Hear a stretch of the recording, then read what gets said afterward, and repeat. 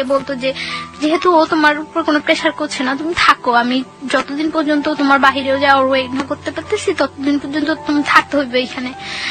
তো তারপর আমি কলেজে যাই, পড়াশোনা করি, কোনো ইয়ে করি না। তো আমি সকাল 7টার দিকে কলেজে চলে যেতাম।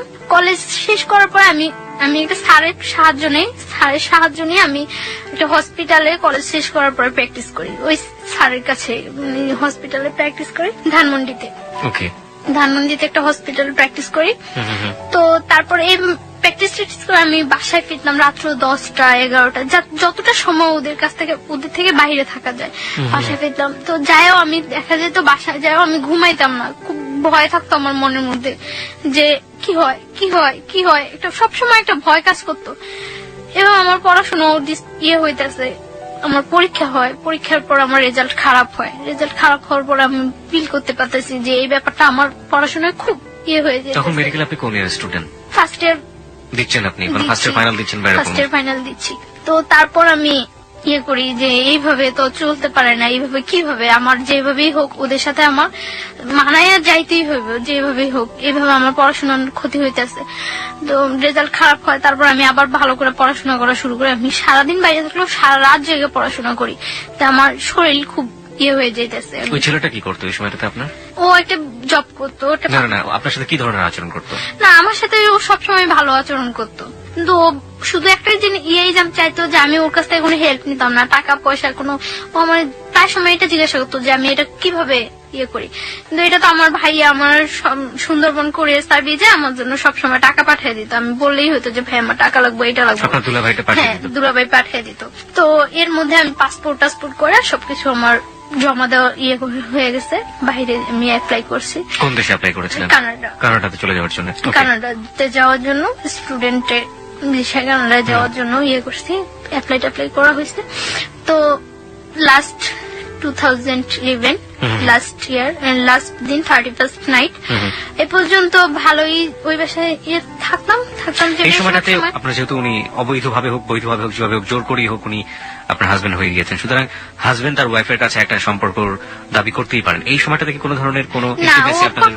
কখনোই আমার উপরে এরকম কিছু ইয়ে করতো না, কোনো ফিজিক্যাল কোনো ইন্টিমেসি? কোনো ফিজিক্যাল বা আমি কোথায় যাই কেন যাই কোনো ইন্টারফেয়ার, শুধু ওর ইয়ে হতো যে ওর বাসায় থাকতে হবে এইটাই। মানে কখনো আপনার ফ্রিডম নিয়ে কোনো অত্যাচার করতো না, কিছু করতো না, শুধু একটা কথা আমার বাসায় থাকতে হবে। হ্যাঁ, বাসায় থাকতে হবে। ও মানে মনে করতো যে হয়তো বা ওর বাসায় থাকলে আমি সেফ আছি, কিছু করতে আসছি না বাহিরে। কোন ধরনের অত্যাচারও করেনি? মানসিক বা শারীরিক? না, শারীরিক কোনো অত্যাচারও করতো না। তো আমি দেখা যেত বেশিরভাগ সময় বাহিরে খাইতাম, বাহিরে থাকতাম। আমি আপনার শাশুড়ি বলাটা ঠিক হচ্ছে না কিনা জানি না, ওর বাড়ির যে অন্যান্য যে মানুষজন যারা ছিলেন তারা কি ধরনের আচরণ করতেন আপনার সঙ্গে? হ্যাঁ, আমার শাশুড়ি মানে ওর মা ফিল করতে পারতো যে আমি ওকে খুব ডিসলাইক করি এবং আমি আজকে হোক কালকে হোক চলে যাবো, এটা উনি ফিল করতে পারতো। উনি সবসময় বলতো যে এই মেয়ের জন্য এত কিছু করতেছোস, এই মেয়ের পড়াশোনা করানোর জন্য, এই মেয়ের জন্য এত কিছু করতেছ, মেয়ে থাকবো না। তো সবাই বলতো, মানে উনি আপনার সাথে কোনো খারাপ আচরণ করতো না? আমার সাথে কোনো ইয়ে করতো না, আমার সাথে জাস্ট মানে আমি খুব কথা বলতাম না বাসায়, যে সবসময় আমি চুপচাপ থাকতাম, অফ থাকতাম সবসময়। যতটা টাইম বাসায় থাকতাম বেশিরভাগ টাইম বই নিয়ে বসে থাকতাম। এইরকম মানে আমি না পড়লেও দেখাইতাম যে আমি পড়তেছি, যাতে কেউ ডিস্টার্ব না করে, যাতে কেউ কথা বলতে না আসে।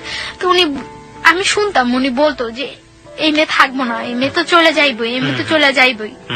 কারণ যে ইয়ে করার মতো, সংসার করার মতো ওই মেয়েই ডিফারেন্স, ও চলে যাবে। তো মানে উনি ফিল করতো এবং উনি ফিল করতো যে আমি ওদেরকে খুব ডিসলাইক করে, এটা উনি ফিল করতো এবং উনি সেটা বলতো বারবার। ওকে, যাই হোক, তারপর একটা ইয়ে করতাম, আমি ওই বাসায় কখনো ঘুমাইতাম না। কেন?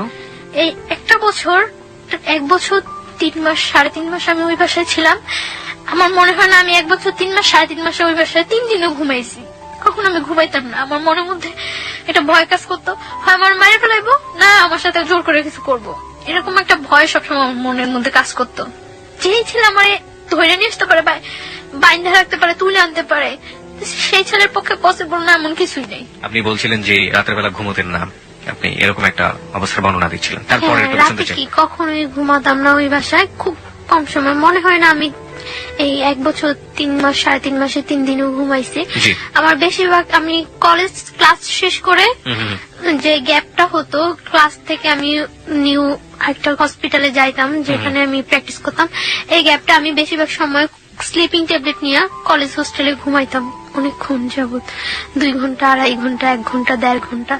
এবং ওই টাইমটা দেখা যেত যদি ঘুম যদি না আসে তার জন্য আমি বেশিরভাগ সময় স্লিপিং ট্যাবলেট ইউজ করতাম, যাতে আমার ঘুমটা হয়ে যায়।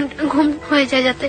অনেক সময় দেখা যেত স্লিপিং ট্যাবলেট খাওয়ার পরে মানে এই 2 ঘন্টা, 2.5 ঘন্টা, 1.5 ঘন্টা ঘুমে কিছু হয় না, খুব ঘুম পাইতো পরে। কিন্তু তারপর করার কিছু ছিল না, আমার ফিরতে হবে, আমার ওইখানে যেতে হবে, তার জন্য আমি পারতাম না। স্লিপিং ট্যাবলেট খাওয়ার পরেও ঝিমাইতে ঝিমাইতে হয়তো যাইতাম আমি, তারপর আমি বাসায় ঘুমানোর চেষ্টা করতাম না কখনো। দেখা গেছে আমার ওই ছেলেটা কি আপনার সাথে একই রুমে থাকতো? না, একই রুমে থাকতো না, আমি ওর মার সাথে থাকতাম আর পাশের একটা রুমে থাকতো। দেখা যেত যে অকারণে ওই রুমে খুব কম ঢুকতো না ততটা এই রুমে। দেখা গেছে আমি রাতে 10টা-11টায় বাসায় ফিরছি, ওই 12টা-1টার মধ্যে সবাই ঘুমিয়ে গেছে। সো এই রুমে আসার ততটা প্রশ্ন জাগতো না। আর আমি সকালবেলা 7টার মধ্যে বাসা থেকে বের হয়ে চলে। বাবা কি বলতো আপনার সাথে? বাবা কোনো ধরনের খারাপ আচরণ করতো না? ওর বাবার সাথে আমার ততটা হইতো না, দেখা হইতো না, কথা হইতো না, তিনি খুব একটা সময় এখানে থাকতো না। তো এইভাবে যাচ্ছিল। লাস্ট কোরবানির ঈদ, কোরবানির ঈদে ঈদ যখন হয় আমি আমার মানে ওদের সাথে বাড়ি যাই, ওদের সাথে ওদের বাড়িতে যাই, গ্রামের বাড়িতে ওদের বাড়িতে যাই। তো যাওয়ার কারণ আমি একা একা কোথায় কিভাবে যাব, গ্রামের বাড়িতে যাই ওদের সাথে। যাওয়ার পরে ওদের ওইখানে আমি তো সকালবেলা যা পৌঁছায় সবাই, তো সকালবেলা যাওয়ার পরে আমি 2-3 ঘন্টা পর আমি আমার নানা বাড়িতে চলে আসি। ওদের বাড়িতে তো আমি কখন থাকবোই না। আমাদের ওইখানেই বরিশালে। তারপর গ্রামের বাড়িতে যায়, যাওয়ার পরে আপনি ওখান থেকে সুযোগ পেয়ে নানা বাড়িতে চলে যাই, কারণ ওইখানে গেলে হয়তো সবাই আমাকে দেখবে, আমার সাথে কথা বলবে, সবাই ফিল করবে যে ওই মেয়েটাই তো। তার জন্য আমি কিছুক্ষণ পর আমি আমার নানা বাড়িতে চলে আসি। নানা বাড়িতে চলে আসার পর আমি মানে 2-3 দিন ওইখানে থাকা হয়, তারপর আবার ঢাকা ব্যাক। আসার পরে মানে ঢাকা আসার পরে আমি একদিনকে আমি সন্ধ্যার পরে আমি বাসায় ফিরতেছি, 8টা কি 8:30 বাজে আমি বাসায় ফিরতেছি। বাসায় ফেরার সময় একটা ছেলে ভ্যানের উপর বসা থাকে, কয়েকটা ছেলে, ওইখান থেকে একটা ছেলে কমেন্ট করে যে মনে হয় বাড়িতে গেছিল, কয়েকদিন যাবত তো দেখি নাই, বাড়ি থেকে আসছে। তো আমি তখন মনে করলাম যে এই ছেলেটা মনে হয় আমার ফলো করছে এর আগে, যেহেতু আমি বাড়ি থেকে আসার পরে এই কথা বলতেছে। তো আমি বাসায় চলে যাই। তো এর আগে ওই ছেলেটার ফেসটা আমার কাছে একেবারেই অপরিচিত, ওই দিনই ফার্স্ট আমি ফেসটা দেখি। এবং ফেসটা দেখার পরে দেখা গেছে যে 2-1 দিনের মধ্যে ওর সাথে আমার দেখা হয়। বিশেষ করে আমি রাতে বাসায় ফেরার সময়, সকালে যখন আমি যাই 7টার দিকে তখন ওরকম কেউ থাকে না। তো রাতে ফেরার সময় দেখা গেছে 2-1 দিন পর পরে ওর সাথে আমার দেখা হয় এবং কন্টিনিউ তখন আমাকে কমেন্টস করতে থাকে। তো এর আগে আমি যখন পড়াশোনা করি, পড়াশোনা অবস্থা অনেক অফার হয়, কিন্তু কখনো আমার কাছে ওইগুলা রেসপন্স হয় না এবং খুব খারাপ লাগে। কিন্তু ওর কমেন্টসটা কেন যেন আমার ভালো লাগছিল। তো তখন তো আমি একেবারে সম্পূর্ণ একা, কোন ফ্রেন্ডদের সাথেও ততটা মিশতে পারি না, করতে পারি না, দেখা গেছে খুব ডিজার্ভ থাকি। তো ওর কমেন্টস গুলা ভালো লাগার পরে ও কমেন্টস করতে আমি কিছু বলতাম না, আমি শুধু হাসতাম। এরকম কিছুদিন কমেন্টস করার পর একদিন সকালবেলা আমি ওই দিন শুক্রবার, আমি ওই দিন কলেজ আসিনি, তো সকালবেলা 11টার দিকে আমি বাসা থেকে বের হয়েছি। বাসা থেকে বের হওয়ার পর ও তখন মনে হয় সম্ভবত ফার্স্ট ঘুম থেকে উঠছিল, তো ঘুম থেকে উঠে ও বের হয়ে আমারে দেখছিল। তো বলতেছে আজকে দিনটা অনেক ভালো যাবে, ঘুম থেকে উঠে দেখছি অ্যাঞ্জেল। তো আমি হাসা দিছি, হাসছিলাম, হাসার কাজ। কিভাবে দেখলো আপনাকে? মানে আপনি তো আপনার ওই আগের বাসাতেই থাকতেন। হ্যাঁ, ওই বাসাটা আর ওই বাসা, ওদের বাসাটা কাছাকাছি, একদম কাছাকাছি একদম। কোথায় ছিল বাসা? ঢাকার? এটা ঢাকার এলাকার নাম বললে কোনো সমস্যা নেই, আপনি ছেলের নামও বলেনি, কোনো সমস্যা নেই। কোথায় ছিল বাসাটা? ওর নামটা বলি আমি, ওর নামটা রুমেল। মানে যে ছেলে আপনাকে জোর করে বিয়ে করেছে? না, মানে সেকেন্ড ওয়ান, যার সাথে পরিচয় হচ্ছে। আর বাসাটা কোথায় ছিল ঢাকার? আপনি বাসাটা বলতে যাচ্ছেন না? ওকে, ঠিক আছে, যান। তারপর? কারণ ওই এলাকাটার সবাই প্রায় কম বেশি ঘটনাটা জানে এবং আপনাকে সবাই চেনে। ওকে, ঠিক আছে। আমি এখানে একটু শ্রোতারা অনেক খেপে যাবেন আপনার উপরে, আমি একটু শ্রোতাদেরকে অ্যাড্রেস করতে চাই। দেখুন, আপনারা যারা বলছেন যে আপনারা ওর বাসার নামটা জানতে চান, ও কোথায় থাকে সবকিছু জানতে চান, এই প্রশ্নগুলো আমি ওকে করেছি। এবং তারপরেও যারা ক্ষিপ্ত হয়ে যাচ্ছেন ওর উপর, তাদের উদ্দেশ্যে আমি একটু বিনয়ের সাথে বলতে চাই, ওর বাসার অ্যাড্রেসটা জেনে বা যে ঘটনাটা যেখানে ঘটেছে এটা জেনে আপনি কি বা করবেন বলুন। আপনার এখানে বলতে চাচ্ছি না এই কারণে যে আমি তো সম্পর্কটা থেকে এখনো বিচ্ছিন্ন না। এক্স্যাক্টলি, আমরা গল্পের শেষ পর্যন্ত যাবো, সেটা আপনি আগে থেকে কিছু বলে দিন না। আমরা একটা জিনিস বলি আপনাকে, সেটা হচ্ছে তাদেরকে বলবো যে প্লিজ আমরা গল্পটা থেকে সবাই যে জিনিসটা নেবার চেষ্টা করবো সেটা হচ্ছে মোরাল লেসনটা আসলে কি, ভুলটা আসলে কারা কারা করেছে, কোন কোন জায়গাগুলোতে ভুল হয়েছে। বাসার ঠিকানা জেনে কিংবা ওর পার্সোনাল লাইফ সম্পর্কে আরো বেশ কিছু জেনে ও কোথায় থাকে সেটা জেনে আসলে ওর কতটুকু কি ওর আমরা করতে পারবো। হ্যাঁ, সেই হেল্পের জায়গাটা যদি কিছু থেকে থাকে করার থাকে তাহলে ও যতটুকু বলবে ততটুকুই আসলে এনাফ। আমরা ওই শ্রদ্ধার জায়গাটুকু যিনি গেস্ট হয়ে আসেন, অতিথি হয়ে আসেন, তার প্রতি যেন বজায় রাখি। জি প্লিজ, তারপরে বলুন। তারপর আমি মানে যে কাজে বাসা থেকে বের হয়েছি ওই কাজে চলে যাই। তো চলে যাওয়ার পর এইভাবে চলতে থাকে কিছুদিন। তো 31st নাইট আমি সন্ধ্যার পরে বাসায় ফিরছি। তো আমি কিছু চকলেট কিনি। তো চকলেটের দোকানে যাওয়ার আগেই ও বলতেছে যে আজকে বলে দেব নাকি সামনের বছর পর্যন্ত ওয়েট করব। তো ও বলতেছে, তখন আমি চকলেট কিনে আসার সময় ওর হাতে ওর একটা চকলেট মানে দূর থেকে এভাবে ধরে দিছি, দিয়ে বলতেছি যে কারোর জন্য কি কখনো কিছু ওয়েট করে, সবকিছু সময় মতোই বলতে হয়। আর এই যে একটা বছর গেছে গিয়ে এরকম একটা বছরের মতো একটা জীবনও চলে যেতে পারে। সো কারোর জন্য কখনো কিছু ওয়েট করানো উচিত না। যেটা আমার বলার বা যেটা আমার করার সেটা জাস্ট টাইমেই করা উচিত। তো ওই কথাটা বলার পর আমি এই কথাটা বলে আমি সাথে সাথে কিছু না বলে সাথে সাথে চলে আসতেছি। ও আমার পিছনে আসতেছে। তো আসে আমার বাসার গলির মধ্যেই, মানে যে বাসা আমি যাবো ওই বাসার গলির মধ্যে ও বললো যে জাস্ট 1 মিনিট একটু দাঁড়ান। আমি দাঁড়াইলাম, দাঁড়ানোর পরে বলতেছে আপনার নামটা জানতে পারি? তো আমি আমার নামটা বললাম। বলার পর ও বলতেছে যে আপনার ফোন নাম্বারটা জানতে পারি? সরি, আমার ফোন নাম্বারটা তো দেওয়া যাবে না। পরে বলতেছে যে এই চকলেটটা নিয়ে যান, আজকে যদি আপনার ফোন নাম্বারটা আমাকে দিতেন সেটাই আমার জন্য বড় গিফট হতো। আমি বললাম যে আমি চকলেটটা নিয়ে আপনি ব্যাগ দিয়ে নিয়ে যেতে পারি, বাট আমি আমার ফোন নাম্বারটা দিতে পারবো না। তো বলতেছে দিবেন না? আমি বলতেছি না, ফোন নাম্বারটা দেবো না। পরে বলতেছে চকলেটটা দিয়ে দিবেন? পরে বলতেছে না, চকলেটটা নিয়ে চলে গেছে। চলে যাওয়ার পর তো 1st জানুয়ারি ওর সাথে আমার দেখা হয় নাই। তো 2nd 3rd জানুয়ারিতে ওর সাথে আবার আমার সাথে দেখা হয়েছে। দেখা হওয়ার পরে দেখা গেছে ও আমি যেই টাইমটা বাসা ফিরি ঠিক ওই টাইমটা স্পেসিফিক ধরে রাখে এবং ওই টাইমটা আমার সাথে কথা বলে। প্রত্যেকদিন যাওয়ার সময় কথা বলে, ও বলে আমিও বলি। মানে ও যেটা বলে আমি ওটা রিপিট অ্যান্সার করি।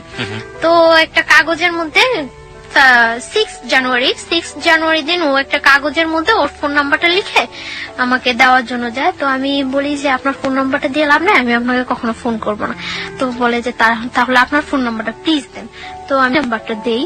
দেওয়ার পর আমি বাসায় ঢুকতে না ঢুকতে ও ফোন করার পর তো বলতেছে যে আমি ওর নাম জিজ্ঞাসা করি। নাম জিজ্ঞাসা করে ওর নাম বলার পরে ও আমারে বলতেছে আপনি কি নার্স? আমি বলতেছি না, সরি আমি নার্স না। মানে আমার অ্যাপ্রনটা দেখে পরে বলতেছে নার্স না, তাহলে কি আপনি? পরে আমি বলতেছি যে আমি পড়াশোনা করি মেডিকেলে। বলতেছে কোন মেডিকেলে পড়েন? তো আমি বলতেছি যে আমি ওই মেডিকেলে পড়ি। তো আমি ওরা জিজ্ঞাসা করতেছি যে আপনি কি করেন? পরে আমি বলতেছি যে আমি পড়াশোনা করি। আমি কোথায় পড়েন? বুয়েটে পড়ি। ওকে। তো আমি মনে করলাম বুয়েটে পড়ে কথা বলি। ওর কথাগুলো খুব মানে ইনোসেন্ট লাগতো। মনে হয়তো যে খুব মারপ্যাচ নেই, খুব ইজি কথা বলে। তো আমি কথা বলছি। 1st দিন কথা বলার পরে ও 2nd দিন আমাকে অফার করলো আপনি আমার সাথে বিয়েতে যাবেন। তো আমি বললাম যে আচ্ছা যাবো। এখন এরকম শীতকাল, জানুয়ারি তো শীতকাল। তো বলতেছে যে আচ্ছা ঠিক আছে, আমি যাওয়ার সময় আপনাকে ফোন দিলে আপনি বের হইন। তো আমি মনে করছি যে মনে এমনিতেই ফান করতেছে। তো কিছুক্ষণ পর আবার ফোন দিয়ে বলতেছে না আপনাকে তো নিয়ে যাওয়া যাবে না, নিয়ে গেলে অনেক ছেলেরা ওইখানে থাকবো, জিজ্ঞাসা করবো এটা কে। তখন আমি কি বলবো? তখন আমি হাসি যে নিজেই বললো আবার নিজেই এই কথা বলতেছে।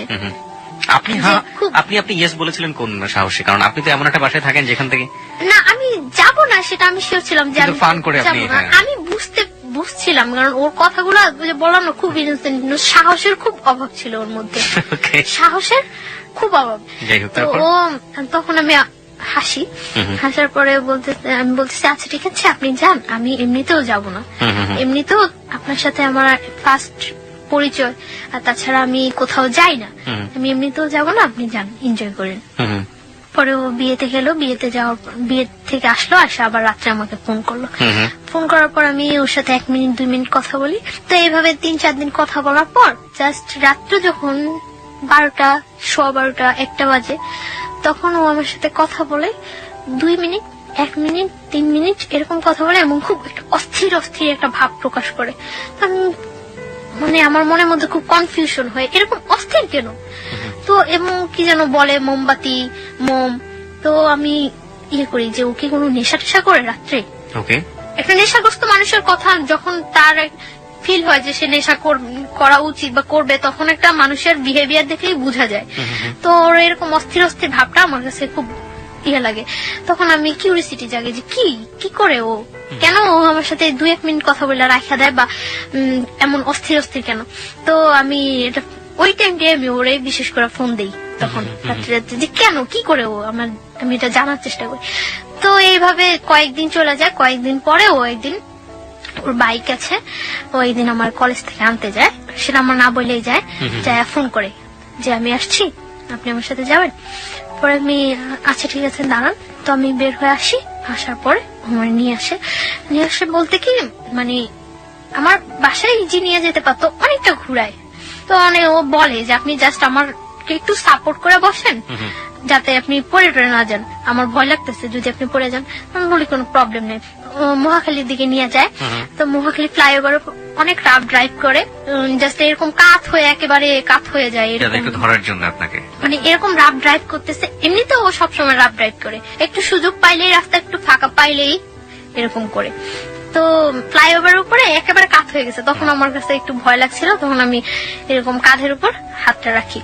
হাতটা রাখার পরে মানে এরকম করে অনেকটা ঘুরায়, মিরপুরের দিকে নিয়ে যায়, নিয়ে অনেকটা ঘুরে টুরে বাসার একটু দূরে বাসা থেকে নামায় দেয়। তো আমি বাসায় যাই, তারপরে এরকম কথা বলতে থাকে। তো ওই আমাকে বলে যে আপনি আমার ফ্রেন্ড হবেন।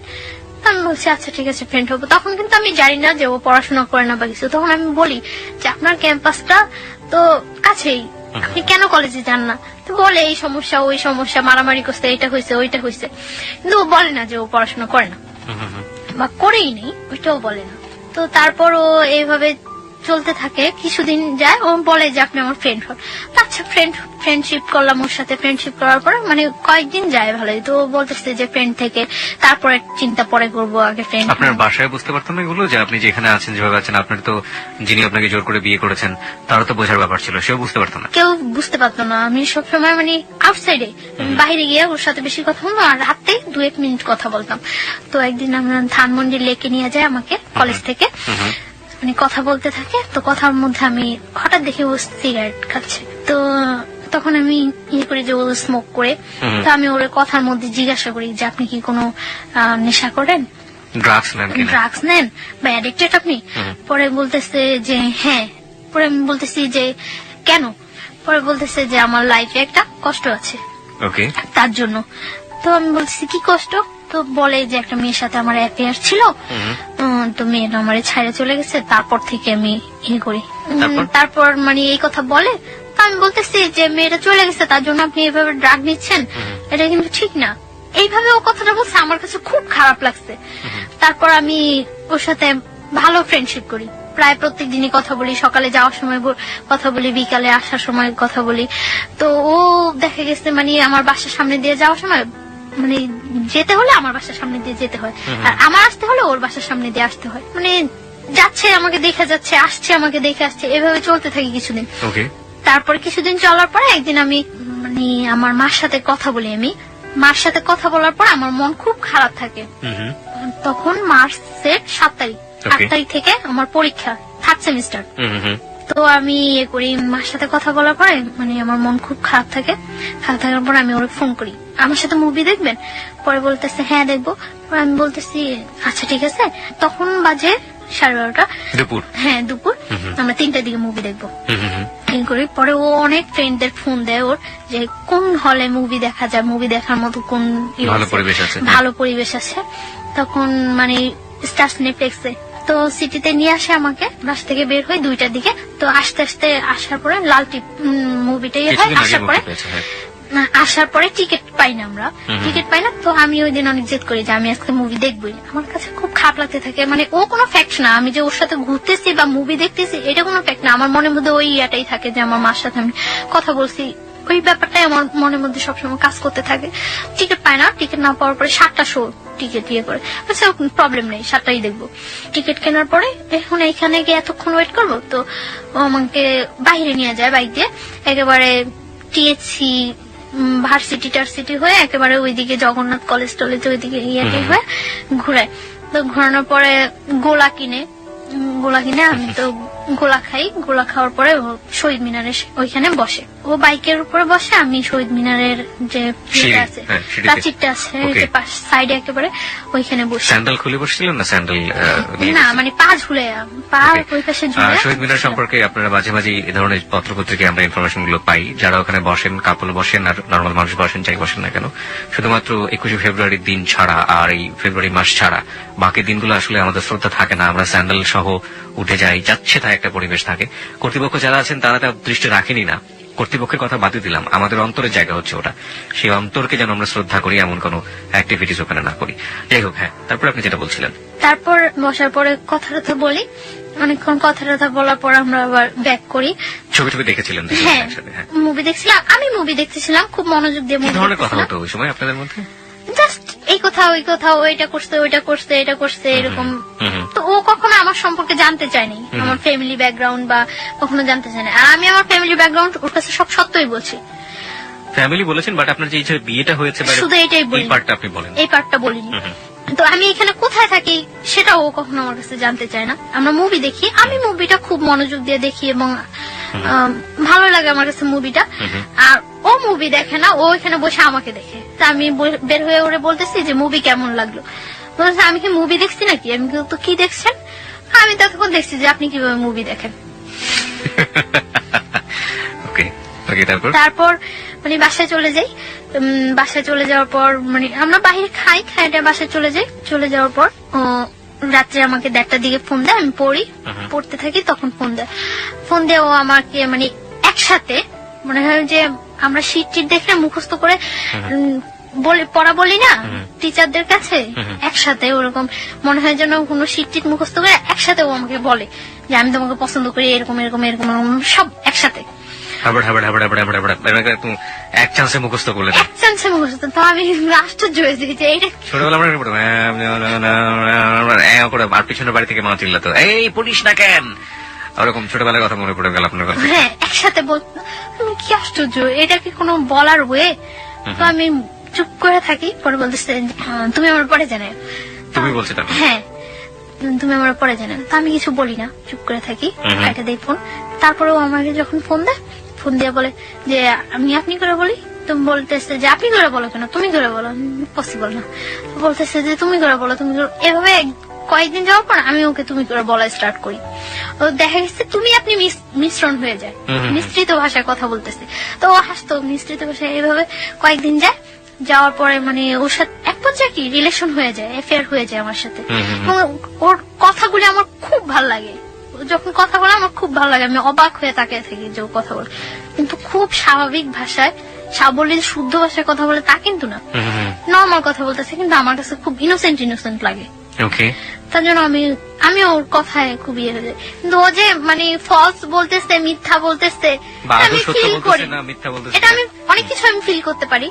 মিথ্যা বলছে আপনি ফিল করতে পারছেন? ফিল করতে পারি, কিন্তু আমার কাছে তারপরেও ভালো লাগে কথাগুলো, কারণ ওই সময়টা আমার কেউ ছিল না, আমার পাশে একটা লোক যে আমি তার সাথে ইয়ে করবো, এনজয় বলতে আমার লাইফটাই খুব ইয়ে ছিল। যতক্ষণ ওর সাথে থাকতাম বা কথা বলতাম আমার কাছে খুব ভালো লাগতো। সমুদ্রের মধ্যে মানুষ যখন পড়ে এবং সে যদি সাঁতার না জানে, হাতের কাছে যাই পাবে সেটাকে সে অবলম্বন করবে, সেটা খড়কুটোই হোক আর যাই হোক। গল্পটা শোনার পর আসলে তাই মনে হচ্ছে। শুনুন তারপর। তো এইভাবে কয়েকদিন যায়, অ্যাফেয়ার ওর সাথে আমার ভালো একটা রিলেশন হয়ে যায়। ও আমাকে মানে শিফট করে নিয়ে যায়, দিয়ে যায়, ওর সাথে যে কোনো ব্যাপারে আমি ওর সাথে শেয়ার করি, যে কোনো, শুধু একটা ব্যাপারই আমি বলি না যে আমার আগে একটা বিয়ে হয়েছিল, আমি অনেক ট্রাই করি বলার জন্য যে আমার এটা বলা উচিত, কিন্তু আমার মানে বলতে গেলেই ভয় হয় যে এটা বললে সম্ভবত ও আমার সাথে রিলেশন রাখবে না। কিন্তু ওর কথার মধ্যে অনেক সময় প্রকাশ পাইতো যে ও বলতো যে তোমার যদি 20টাও বিয়ে হয় তাতেও কোনো প্রবলেম নেই, তারপর আমি তোমাকে বিয়ে করবো। আচ্ছা, তার মানে আপনি বলে দিয়েছেন যে আপনি তাকে লাভ করেন? হ্যাঁ, দুজনের মধ্যে ওয়ার্ড দিয়ে হয়ে গেছে। হ্যাঁ, ওকে। তো ওর সাথে আমার রিলেশনটা ভালো চলতে থাকে। তো আমি যেখানে থাকি ওইখানে কেউই জানে না যে আমি ওই ছেলেটার ওয়াইফ, কেউ জানতো না। মানে কি বাড়ির লোকজন ছাড়া আশেপাশে কেউ? বাড়ির লোকজনও জানতো না, কারণ আমরা একটা ফ্ল্যাট বাসায় থাকতাম, কেউ জানতো না যে আমি ওই ছেলেটার ওয়াইফ। ওর ফ্যামিলি ছাড়া আশেপাশে কেউ জানতো না, কারোর কাছে আমি তো বলতামই না, ওরও বলার প্রয়োজন হয় নাই, কারোর কাছে বলতো না। তো আর আমি তো সবসময় আমার মতোই চলতাম।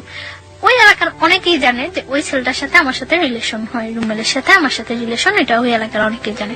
আপনার তথাকথিত হাজবেন্ড যদি বলি যে জোর করে যে করলো, ও জানতো না? সব জানলে তো ওরও জানার কথা। ও পরে জানতে পারে। ওকে, যাই আমরা সিরিয়ালে যাই। তারপর কিছুদিন যাওয়ার পরে মানে ওদের বাসার সবাই, আমি যে বাসা থাকি ওই বাসার সবাই বেড়াইতে যায়, আমি যাই না। কোথায় বেড়াতে যায়? গাজীপুর। মানে ওরা ফ্যামিলি মিলে একটা কোথাও বেড়াতে যায়, আপনি যান না? ওকে, আমি যাই না, আপনি থেকে যান। আমি থেকে যাই। এর মধ্যে ও আবার বাইক অ্যাক্সিডেন্ট করে। বাইক অ্যাক্সিডেন্ট করার পরে ওর একটা ফ্রেন্ডের বাসায় কাছেই, ওর ফ্রেন্ডরা সবাই জানতো, সবাই আমাকে চিনতো, তো কাছে ওর ফ্রেন্ডের বাসা। ওর ফ্রেন্ডের বাসায় কেউ থাকে না, সবাই বাড়িতে গেছে সবাই। তো ওর ফ্রেন্ডের বাসা প্রত্যেকদিন যায় যে আমি ওরে দেখে আসতাম। তো এর মধ্যে 26 মার্চ যেদিন বিকালে আমি আমার একটা ফ্রেন্ডের বাসায় গেছি। তো ওর কাছে এটা খুব খারাপ লাগছে যে আমি অ্যাক্সিডেন্ট করছি আর ও মনে হয় ঘুরতেছে। তো আমার ফোন দিয়ে বলতেছে ভালোই তো ঘুরতেছো। আমি বলবো ঘুরতেছি, আমি জাস্ট কিছু শীট বই টই নিয়ে ওর বাসায় গেছিলাম। তো আমি চলে আসি, চলে আসার পর আমি বলতেছি যে কোথায়, এখন তো তোমার সাথে আর দেখা করবো না। আমি কেন, আমি এখন এত কষ্ট করে চলে আসছি আর এখন দেখা করবো না মানে? পরে বলতেছে আচ্ছা ঠিক আছে তুমি বাসায় যাও, আমি তোমার ফোন দিচ্ছি। তো আমি বাসায় গেছি, তারপর ফোন দিছি সন্ধ্যার পর। তো ওই সন্ধ্যার পর ওর ওই ফ্রেন্ডের বাসায় গেছি, যাই কিছুক্ষণ গল্প টল্প করার পর আবার আমি বাসায় চলে আসছি। তো প্রত্যেক দিনই আমি রাতে যাওয়ার সময় ওর ওই ফ্রেন্ডের বাসায় যা ওরে দেখে যেতাম। ও অ্যাক্সিডেন্ট করছে, ওর পায়ে ব্যান্ডেজ ট্যান্ডেজ করা ছিল, শরীরে বিভিন্ন ইয়েতে ব্যান্ডেজ করা ছিল, ছুলে টুলে গেছে। তো আমি ওই দিন প্রত্যেক দিনই ওরে দেখে যেতাম। এর মধ্যে ওরা যেদিন গাজীপুর গেছে ওই দিন তো আমি বলছি যে আমার বাসায় কেউ নেই। পরে বলতেছে যে আচ্ছা তুমি আসবা, এই বাসায় আসবা? পরে আমি বলছি আচ্ছা আসবো। তো ওই বাসায় গেছি, তো রাত্র হয়ে গেছে, প্রায় 11টা বেজে গেছে। তো বলতেছে এখন তুমি বাসায় যাবা? তো 11টা বেজে গেছে, বলতেছে তুমি বাসায় যাবা? আচ্ছা ঠিক আছে তুমি নিচে যাও, আমি তোমাকে দিয়ে আসবো। পরে দিয়ে আসছে। আমার পরীক্ষা শেষ হয়ে গেছে এপ্রিলের 16 তারিখ। ওই দিন প্রচুর বৃষ্টি হচ্ছে। তো সন্ধ্যার সময় আমার বলতেছে যে এখন যদি আমি সুস্থ থাকতাম তাহলে তোমার নিয়ে ভিজতাম বাইরে। তো আমি বলতেছি আচ্ছা ঠিক আছে, তো এখন কি প্রবলেম, ভিজো। পরেও আমার বলতেছে যে একা একা ভিজতে ভালো লাগে না, তুমি আসবা? আমি বলতেছি আচ্ছা আসবো। কোথায় আসবো? ওদের বাসার সামনে ওর আরেকটা ফ্রেন্ডের বাসা, তুমি ওই বলি সামনে আসো, তোমার নিয়ে আসবো আমরা। পরে আমি গেছি, যাওয়ার পরে ও নিয়ে গেছে ওই ফ্রেন্ডের বাসা। কনস্ট্রাকশনের কাজ চলছে, 5 তলা পর্যন্ত কাজ চলছে এখন। তো 5 তলা ছাদে নিয়ে গেছে। ছাদে নেওয়ার পর অনেক বৃষ্টি হয়েছে, তো আমরা ভিজছি, অনেকক্ষণ ভিজছি। ভিজার পর খুব ভালো লাগছিল, অনেকদিন পর মনে হয় একেবারে একটা রিল্যাক্স, খুব খুব এনজয় করছি আমি। ভিজার পর ঠান্ডা লাগতেছিল। 5 তলাটা যে হচ্ছে ওই রুম গুলোর ভিতরে ঢুকে গেছে। তো ভিতরে ঢুকে গেছি মতন ওর আমার নিচ থেকে একটা তাওয়াল আনানোর ব্যবস্থা করছে, যে ভিজে গেছে ঠান্ডা লাগতেছে। তো একটা তাওয়াল আনছিল মতন মুছে টুছে ওইখানে দাঁড়াইছিলাম। এর মধ্যে কারেন্টটা চলে যায়। কারেন্টটা চলে যাওয়ার পর ওর ফ্রেন্ডরা ওই পাশে থাকে, সামনে থাকে, দেখতেছে যে কেউ আসছে কিনা। আর আমরা এই পাশে দাঁড়ায় কথা বলতেছি। তো আমি কারেন্টটা চলে যাওয়ার পর আমার ভয় লাগে যে আল্লাহ আমি এখানে আসলাম, এতগুলা ছেলে না কি চিনি না জানি না, হয়তো কয়েকদিনের মাত্র পরিচয়, কয়েকদিনের রিলেশন, এর চেয়ে কত ডিপ রিলেশন থাকলেও মানুষের জীবনে কত অঘটন ঘটে যায়। কেন আসলাম আমি এখানে? আমি যতটুকু না ভয় পাচ্ছি তার চেয়ে বেশি ভয়ও পাচ্ছে। ও আমাকে প্রচুর ভয় পেত, এটা আমার কাছে সবচেয়ে ভালো লাগতো। খুব ভয় পেত আমার। ওকে, মেয়েরাকে আসলে এটা লাইক করে কিনা? মানে ছেলেরা তাদের দেখে ভয় পাবে, ইনফ্যাক্ট কাছের মানুষ তাদের দেখে ভয় পাবে, হয়তো লাইক করে। না, আমি পরে ওকে জিজ্ঞাসা করছিলাম যে তুমি আমার ভয় পেতা কেন? আমি তোমার ভয় পেতাম না, জাস্ট সম্মান করতাম যে আমি যদি তোমার সাথে ভুলেও কোনো ফল্ট করে থাকি তাহলে যদি তুমি চলে যাও, এর জন্য আমি তোমার ভয় পেয়ে থাকতাম। তারপরে কি হলো ওই সময়টা? ওটা বলেন, ওটা নিয়ে লোকজন খুব বেশি আগ্রহ পোষণ করছে যে ওই সময় কি হচ্ছে, সো রোমান্টিক সিচুয়েশন। তো মানে তাওয়াল নিয়ে আসে, তো তাওয়াল নিয়ে আসে মুছার পর আমি ওখানে দাঁড়ায়, আমি ফোনে গান ছাড়ি। ফোনে কোন গানটা ছাড়েন? এমনি গান, মানে অডিও ছেড়ে দিই, অডিও ছাড়ার পরে গান চলে। আমি দাঁড়ায় আছি, দাঁড়ায় কাঁপতেছি। ও আমার পাশেই এসে বসে, একটা বেঞ্চ থাকে, বেঞ্চের উপরে বসে ওর ফোনটা টিপতেছে। মানে আমিও না মনে হয় যে ওকে জীবনে দেখে নেই চিনি না, ও আমার মনে হয় জীবনে দেখে নেই চিনি না, এরকম একটা সিচুয়েশন। দুজনই লজ্জা পাচ্ছেন প্রচন্ড। আমি ভয় পাচ্ছি, ওর আমি তো চেহারা দিকে তাকিয়ে আছি না যে ও কি পাইতেছে, ভয় পাইতেছে না হাসতেছে না কাঁপতেছে, আমি এটা দেখতেই আছি না। আমি ভয় পাইতেছি আর খুব প্রকাশ করতেছি যে ওর দিকে আমার কোনো মনে নেই। আমি ফোনে গান ছেড়ে ফোন টিপাটিপি করতেছি আর বলতেছি আল্লাহ কতক্ষণ বৃষ্টিটা থামবো, আমি বাসায় যাবো, কতক্ষণ থামবো। আর বলতেছে একটা ছাতা আনো না, আমি বাসায় যাই, একটা ছাতা আনো না। ওরা বলতেছে এখন আমি ছাতা আনতে হয়ে যাবো, আর এত বৃষ্টির মধ্যে তুমি বের হইলেও সমস্যা কেউ দেখলে, তার চেয়ে বরং বৃষ্টিটা কমুক তারপরে যাও। তো সন্ধ্যার পর আর কি হুম হুম। বিজলি চমকাইতেছে, বাইরে অনেক বিদ্যুৎ চমকাইতেছে, ভয় লাগতেছে। কিছুক্ষণ দাঁড়ানোর পর বৃষ্টিটা আস্তে কমে গেছে। বৃষ্টিটা কমে যাওয়ার পর আমি বলতেছি যে আমি চলে যাইতেছি। হুম হুম হুম। মানে আমি যখন যাচ্ছি তখন আমার হাতে টাচ করছে, এই ফার্স্ট হাতে টাচ করছে। টাচ করে মানে আমার হাতটা ধরে টান দিয়ে বলতেছে আমি জাস্ট তোমার কাছ থেকে ঠিক এতটুকুই চাই, এর বেশি কিছু চাই না। তারপর আমি চলে আসছি বাসায়। চলে আসা 2-3 দিন পরে আরেকদিন সন্ধ্যার পর বের হয়েছি, আমাকে একটা বাসায় নিয়ে গেছে, তাও আরেকটা বাসার ছাদে নিয়ে গেছে। ওকে। ওর ফ্রেন্ডদের অনেক ফ্রেন্ড ছিল, সাঙ্গভঙ্গ ছিল, সবাই ওকে খুব ভয় পেত, সবাই ওরে খুব ভয় পেত, শুধু আমি ছাড়া সবাই অনেক ভয় পেত। ও বলতো যে তুমি ছাড়া সবাই আমার অনেক ভয় পায়। হুম হুম। তো একটু সন্ত্রাসী টাইপের ছিল। তো একটা ফ্রেন্ডের বাসায় নিয়ে গেছে, ছাদে নিয়ে গেছে। তো ওই দিনও ছাদে বসে অনেকক্ষণ কথা বলছি। ওই দিন ওয়েদার খুব ভালো, কথা বলছে অনেকক্ষণ। কথা বলার পরে আমি বাসায় চলে আসতেছি। হুম হুম। তো আমার বাসার আসার একটু আগে মানে গলির মধ্যে হুম হুম। আসার পরে ফার্স্ট আমি চলে আসতেছি, তখন আমার হাত ধরে বলতেছে যাও গিয়া। আমি বলছি হ্যাঁ যাই গিয়া। তো তারপর ও মানে আমার হাতটা ধরে টাই না কাছে নিয়ে ফার্স্ট ও আমার কিস করলো, এই ফার্স্ট। এর মধ্যে ওর সাথে আমার কোনো মানে কোনো টাচ বা এ ধরনের কোনো কিছু হয়নি। হ্যাঁ। ফার্স্ট কিস করলো, তো আমিও খুব অবাক হয়ে গেছি যে কি করলো কাজটা, মানে খারাপই লাগছিল। আমি বাসায় আসার পর ওর সাথে আর কথা বলতেছি না, 2 দিন যাবো তোর সাথে কথা বললে। তো পরে সরি বললো, সরি বলার পর আবার আমরা কথা বলতেছি। ও এর মধ্যে কার কাছে যেন শুনছিল যে আমার আগে একটা বিয়ে হয়েছে। তো আমার এই কথা জিজ্ঞাসা করানোর পরে আমি বলছি না হয়নি। প্রথমে আপনি অস্বীকার করেছেন। হ্যাঁ না হয়নি, এরকম কিছু হয়নি। আর আমি ওই বিয়েটা তো মানিই না, আমি কি বলবো যে হ্যাঁ হয়েছে, মানিই না এক কথায়। আমি চাইছিলাম যে ওর কাছে সবকিছু ক্লিয়ারলি বলার জন্য, বাট আমি ওরকম কোনো ইয়ে পাইতেছি না যে বললে ও থাকবো না থাকবো। এটা মানে ওকে নিয়ে আপনার মনের মধ্যে একটা ইয়েও হয়ে গেছে যে ও চলে গেলে আপনার জন্য সাস্টেন করাটা খুব কঠিন হয়ে যাবে। হ্যাঁ। আর একই সাথে আপনি খুব তোলাচলের মধ্যেও আছেন যে বলবেন কি বলবেন না। তারপর ও আমার বলতেছে আচ্ছা ঠিক আছে তাহলে তুমি আমার সাথে বাইরে যাবা। আচ্ছা যাবো। মানে তখন ও যেটা বলে আমি ওইটাই রাজি, ও যেটা বলে আমি ওইটাই রাজি। বলছে আচ্ছা ঠিক আছে যাবো। তো কোথায়? আচ্ছা কক্সবাজার। আমি বলছি আচ্ছা ঠিক আছে যাবো, আগে বিয়ে করতে হবে।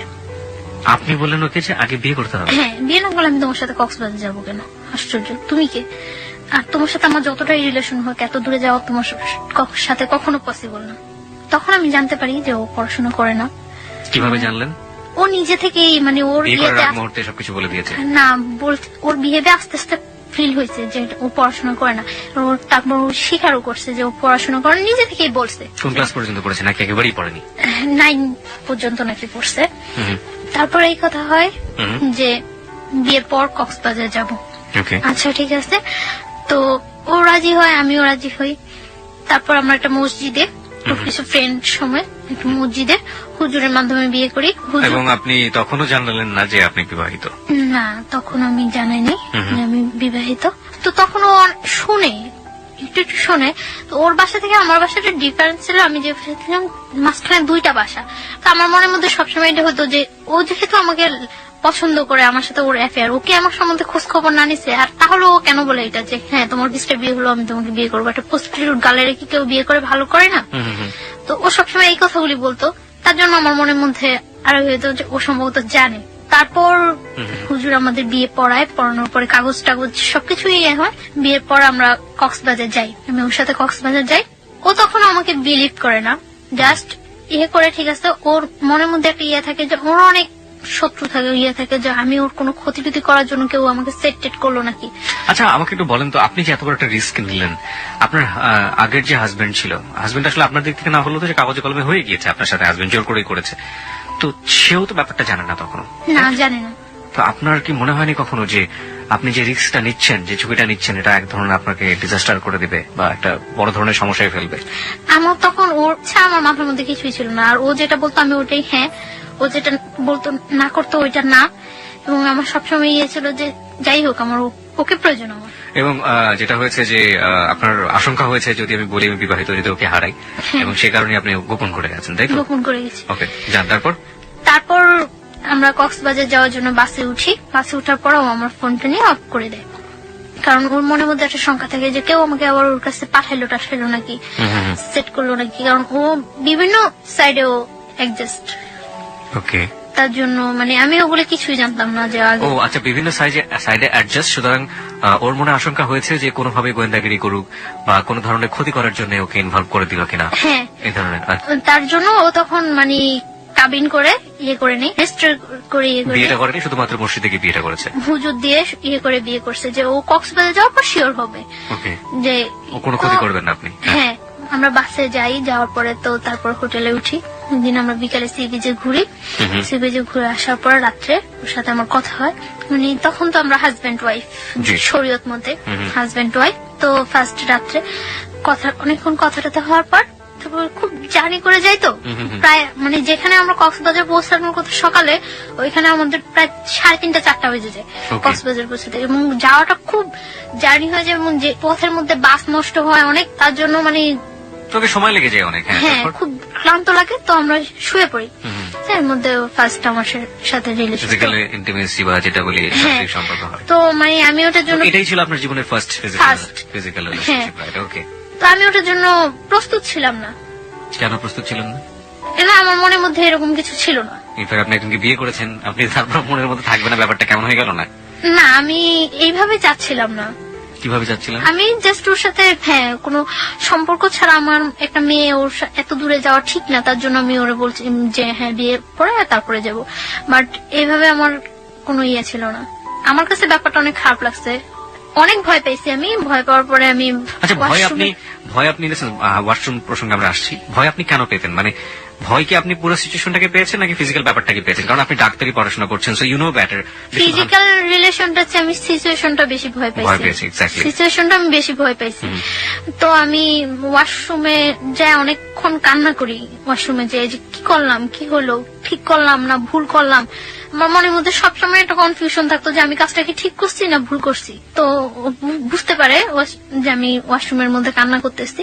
তো আমি অনেকক্ষণ পর যখন দরজা নক করার পর আমি ওয়াশরুমের দরজা খুলি, তো আমার টাওয়াল দেয়। তারপর আমি ফ্রেশ ট্রেশ হয়ে ভিতরে এসে দেখতেছি যে ও হাত কেটে অনেক ব্লাড ইয়ে হয়েছে। তো আমার কাছে আবার অনেক খারাপ লাগে যে ও হাতটা কাটলো আমার জন্য। আমি এই সিনটা তো না করলেও পারতাম না। আমি বুঝতেছিলাম না যে আমি কি করছি, কি করা উচিত, বা আমি ভুল করতেছি না ঠিক করতেছি। শুধু আমার এর মধ্যে আমি একটা জিনিস ফিল করি যে আমি কোনো কিছু না করলে হয়তো বা ও আমার ছেড়ে চলে যাবো।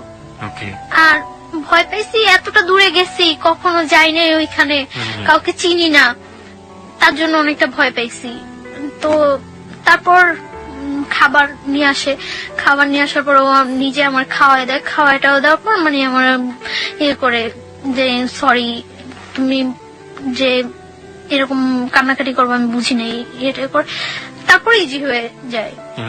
তারপর মানে ও আমার অনেক বুঝায়, কান্নাকাটি করে। আমি তারপর ঘুমায় যাই। আমি মানে ঘুমায় যাওয়ার পর ও যে হাত কাটে, তখন আমি দেখি যে হাত কাটে ব্লিডিং হইতেছে। তারপর আমি ওটার ওয়াশ টশ করে মুছে টুছে দিয়ে ব্যান্ডেজ দিয়ে আমার কাছে তখন আমার কাছে অনেক খারাপ লাগে যে আসলে মনে হয় ও ইচ্ছাকৃত ভাবে কাজটা করেনি, করলে কি আমি আমার কষ্ট পাওয়াতে কি ও হাত কাটতো। তারপরে ও এখানে থাকি, 4-5 দিন থাকি, আমরা খুব এনজয় করি। তারপর এনজয় করলেও ওর মধ্যে একটা মানে কনফিউশন থাকে। আমার মনের মধ্যে তো সবসময় একটা ইয়ে যে আমি কি করতেছি, কোথায় যায় দাঁড়াবো আমার জীবনটা, আমি কি করতেছি এটা। আর আমার মনে হয় যে আমার চোখ বুঝতে শুধু আমি ওরা ফিল করতে পারি, আর কিছুই না। তখন আমি ফিল করতে পারতেছিলাম যে ও যদি যতটা খারাপই হোক আর যতটা পড়াশোনা না করুক, যাই করুক, তারপর আমার মনে হয় যে আমার জন্য ওর প্রয়োজন। আমি এটা ফিল করতেছি, খুব খুব ফিল করতেছি। হ্যাঁ, আমি দেখি যে ও খুব কান্নাকাটি করতেছে। তো আমি ওরে জিজ্ঞাসা করি যে কেন কান্নাকাটি করতেছো। তখন ও আমার বলতেছে যে আমি তোমার অনেক লাভ করি, অনেক ভালোবাসি, কিন্তু বাট যদি আমি তোমার না পাই এজন্য অনেক কান্নাকাটি করে ও, যে আমি তো আমার ফ্যামিলির কিছুই জানিনি যে এরকম ইয়ে করতেছি। এর মধ্যে আমরা হিমছড়ি, মহেশখালী অনেক জায়গায় ঘুরি, খুব এনজয় করি। তার মধ্যে আমার মনের মধ্যে সবসময় একটা ও আমার জিজ্ঞাসা করতো কি চিন্তা করো তুমি, এত কি চিন্তা করো। তারপর আমি বলতে পারতাম না যে আমি এই ব্যাপারটা চিন্তা করতেছি। আমার মনের মধ্যে সবসময় ইয়ে হতো যে ও আমার ছেড়ে চলে যাবো তাহলে। তো তারপর আমরা ঢাকা চলে আসি। আসার সময় সারা বাসের মধ্যে আমি মানে খুব আমার পেইন ফিল হইতেছিল, পেটে অ্যাবডোমিনাল পেইন হচ্ছিল, আমার পেট ব্যথা করতেছিল প্রচুর। কেন যেন আমার খুব খারাপ লাগতেছিল এবং আমার মনে হইতেছিল যে আমি জীবন থেকে মনে হয় অনেক কিছু হারাই ফেলতেছি।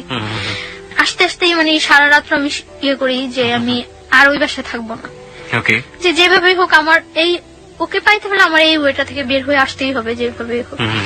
আমি কক্সবাজার যাওয়ার পরেই ওই ছেলেটা জানে যে আমি ওর সাথে কক্সবাজার গেছি বা ওর সাথে আমার রিলেশন। শুনে তখন যে মানে দারোয়ান তারপরে এলাকার লোকজন বলে যে আপনাদের বাসায় যে মেয়েটা আছে ওই মেয়েটার সাথে তো ওই ছেলেটার সাথে রিলেশন। তখন ও সবাই পাবলিশ করতে থাকে যে আমি ওর ওয়াইফ, এটা পাবলিশ করতে থাকে। তখন আমি কিছুই জানি না। তো আমি আসার পর আমি তো সকালবেলা সকালবেলা এসে আমি দুপুরে এই বাসা থেকে বের হয়ে আসি। আপনার আগের হাজবেন্ডটা এখন পাবলিশ করতে শুরু করলো যে আপনি তার ওয়াইফ। বের হয়ে আসে আমি ওরে ফোন দিই যে আমি বাসা থেকে বের হয়ে আসছি। পরে বলতেছে কেন তুমি বাসা থেকে বের হয়ে আসছো? আমি বলতেছি যে আমার পক্ষে ওই বাসা থাকা সম্ভব না। তখন আমি কিন্তু বলি নাই, শুধু একটু বলছি যে আমার পক্ষে ওই বাসা থাকা সম্ভব না। তো আসার পরে ও বলতেছে তাহলে এখন কোথায় যাবা? অনেক মানে ঘুরতেছি আমরা, কোথাও থাকার জায়গা ম্যানেজ করতে পারতেছি না। কি আসছে রুমেল? হ্যাঁ, পরে আমরা ইয়ে করলাম, আমি আমার খালার বাসায় চলে যাই। তখন আমি ওরে প্রেশার ক্রিয়েট করতে চাই যে তুমি তোমার ফ্যামিলিতে জানাও, তুমি তোমার ফ্যামিলিতে জানাও, যেহেতু আমাদের মধ্যে রিলেশন হয়ে গেছে, বিয়ে হয়ে গেছে, সবকিছু হয়ে গেছে, তো তুমি তোমার ফ্যামিলিতে জানো। তো প্রেশার ক্রিয়েট করার পরে ওর বোনেরা জানায়। তো বোনেরা জানানোর পর ওর বোন আমার সাথে দেখা করার কথা বলে। তো ওইটা বলে না যে বিয়ে হয়ে গেছে, এটা বলে না, জানতে যে পছন্দ করে। তো আমার ওর বোনের কাছে নিয়ে যায়, দেখা টাকা হয়, কথা টথা হয়। পরদিন 15 জুন ওর বার্থডেতে ওর বোনের বাসা আমাকে ইনভাইট করার পর আমি ওর বোনের বাসা যাই। সবাই খুব ইজি মাইনা নেয়, সবাই বুঝে না আসলে যে রিলেশনটা এত ডিপলি, এটা কেউ বুঝে না, মনে করে যে হয়তো বা থাকবে কি থাকবে না, ফ্রেন্ডশিপ আছে, গার্লফ্রেন্ড বয়ফ্রেন্ড মাইনে নেয় ইজিলি। তো ওর বোনের বাসায় যাওয়ার পর ওই বাসায় দুপুরে আমি লাঞ্চ করার পর বিকালে ওর বোনের হাজবেন্ড, ওর যে দুলাভাই, ইয়ে করে না, সাপোর্ট করে না। তো বিকালে আমি কেক কাটার পর সন্ধ্যা রাত্রেও আমার দিতে আসে। তো দিতে আসার পর আমার খালতো ভাইয়ের সাথে ওর ইন্ট্রোডিউস হওয়ার পর আমার খালতো ভাই ফিল করে যে এটা হলো কারণ যে ওই বাসা থেকে কেন চলে আসছে। এটা আমার খালতো ভাইয়ের সাথে আমার আগে যে হাজবেন্ড ছিল ওর সাথে খুব ভালো রিলেশন ছিল। আমার খালতো ভাই করে কি ব্যাপারটা আমার ফ্যামিলিতে জানিয়ে দেয়। আমার বাড়ি থেকে আমাকে ইমিডিয়েট বাড়িতে যাওয়ার জন্য ফোন করে, আমার আব্বু অসুস্থ বলে। তা আমি বাড়িতে যাই। গেলেন কতদিন পরে গেলেন? 1 বছর 4 মাস। ওকে। আপনার ফার্স্ট হাজবেন্ড যাকে বলছেন আপনি, সে এই ঘটনার পর থেকে কোনো সিন ক্রিয়েট করেনি? কারণ সে তো সন্ত্রাসী ছিল এক ধরনের। ও তো মানে গ্রামে থাকতো, শহরে ওর প্রভাব নেই।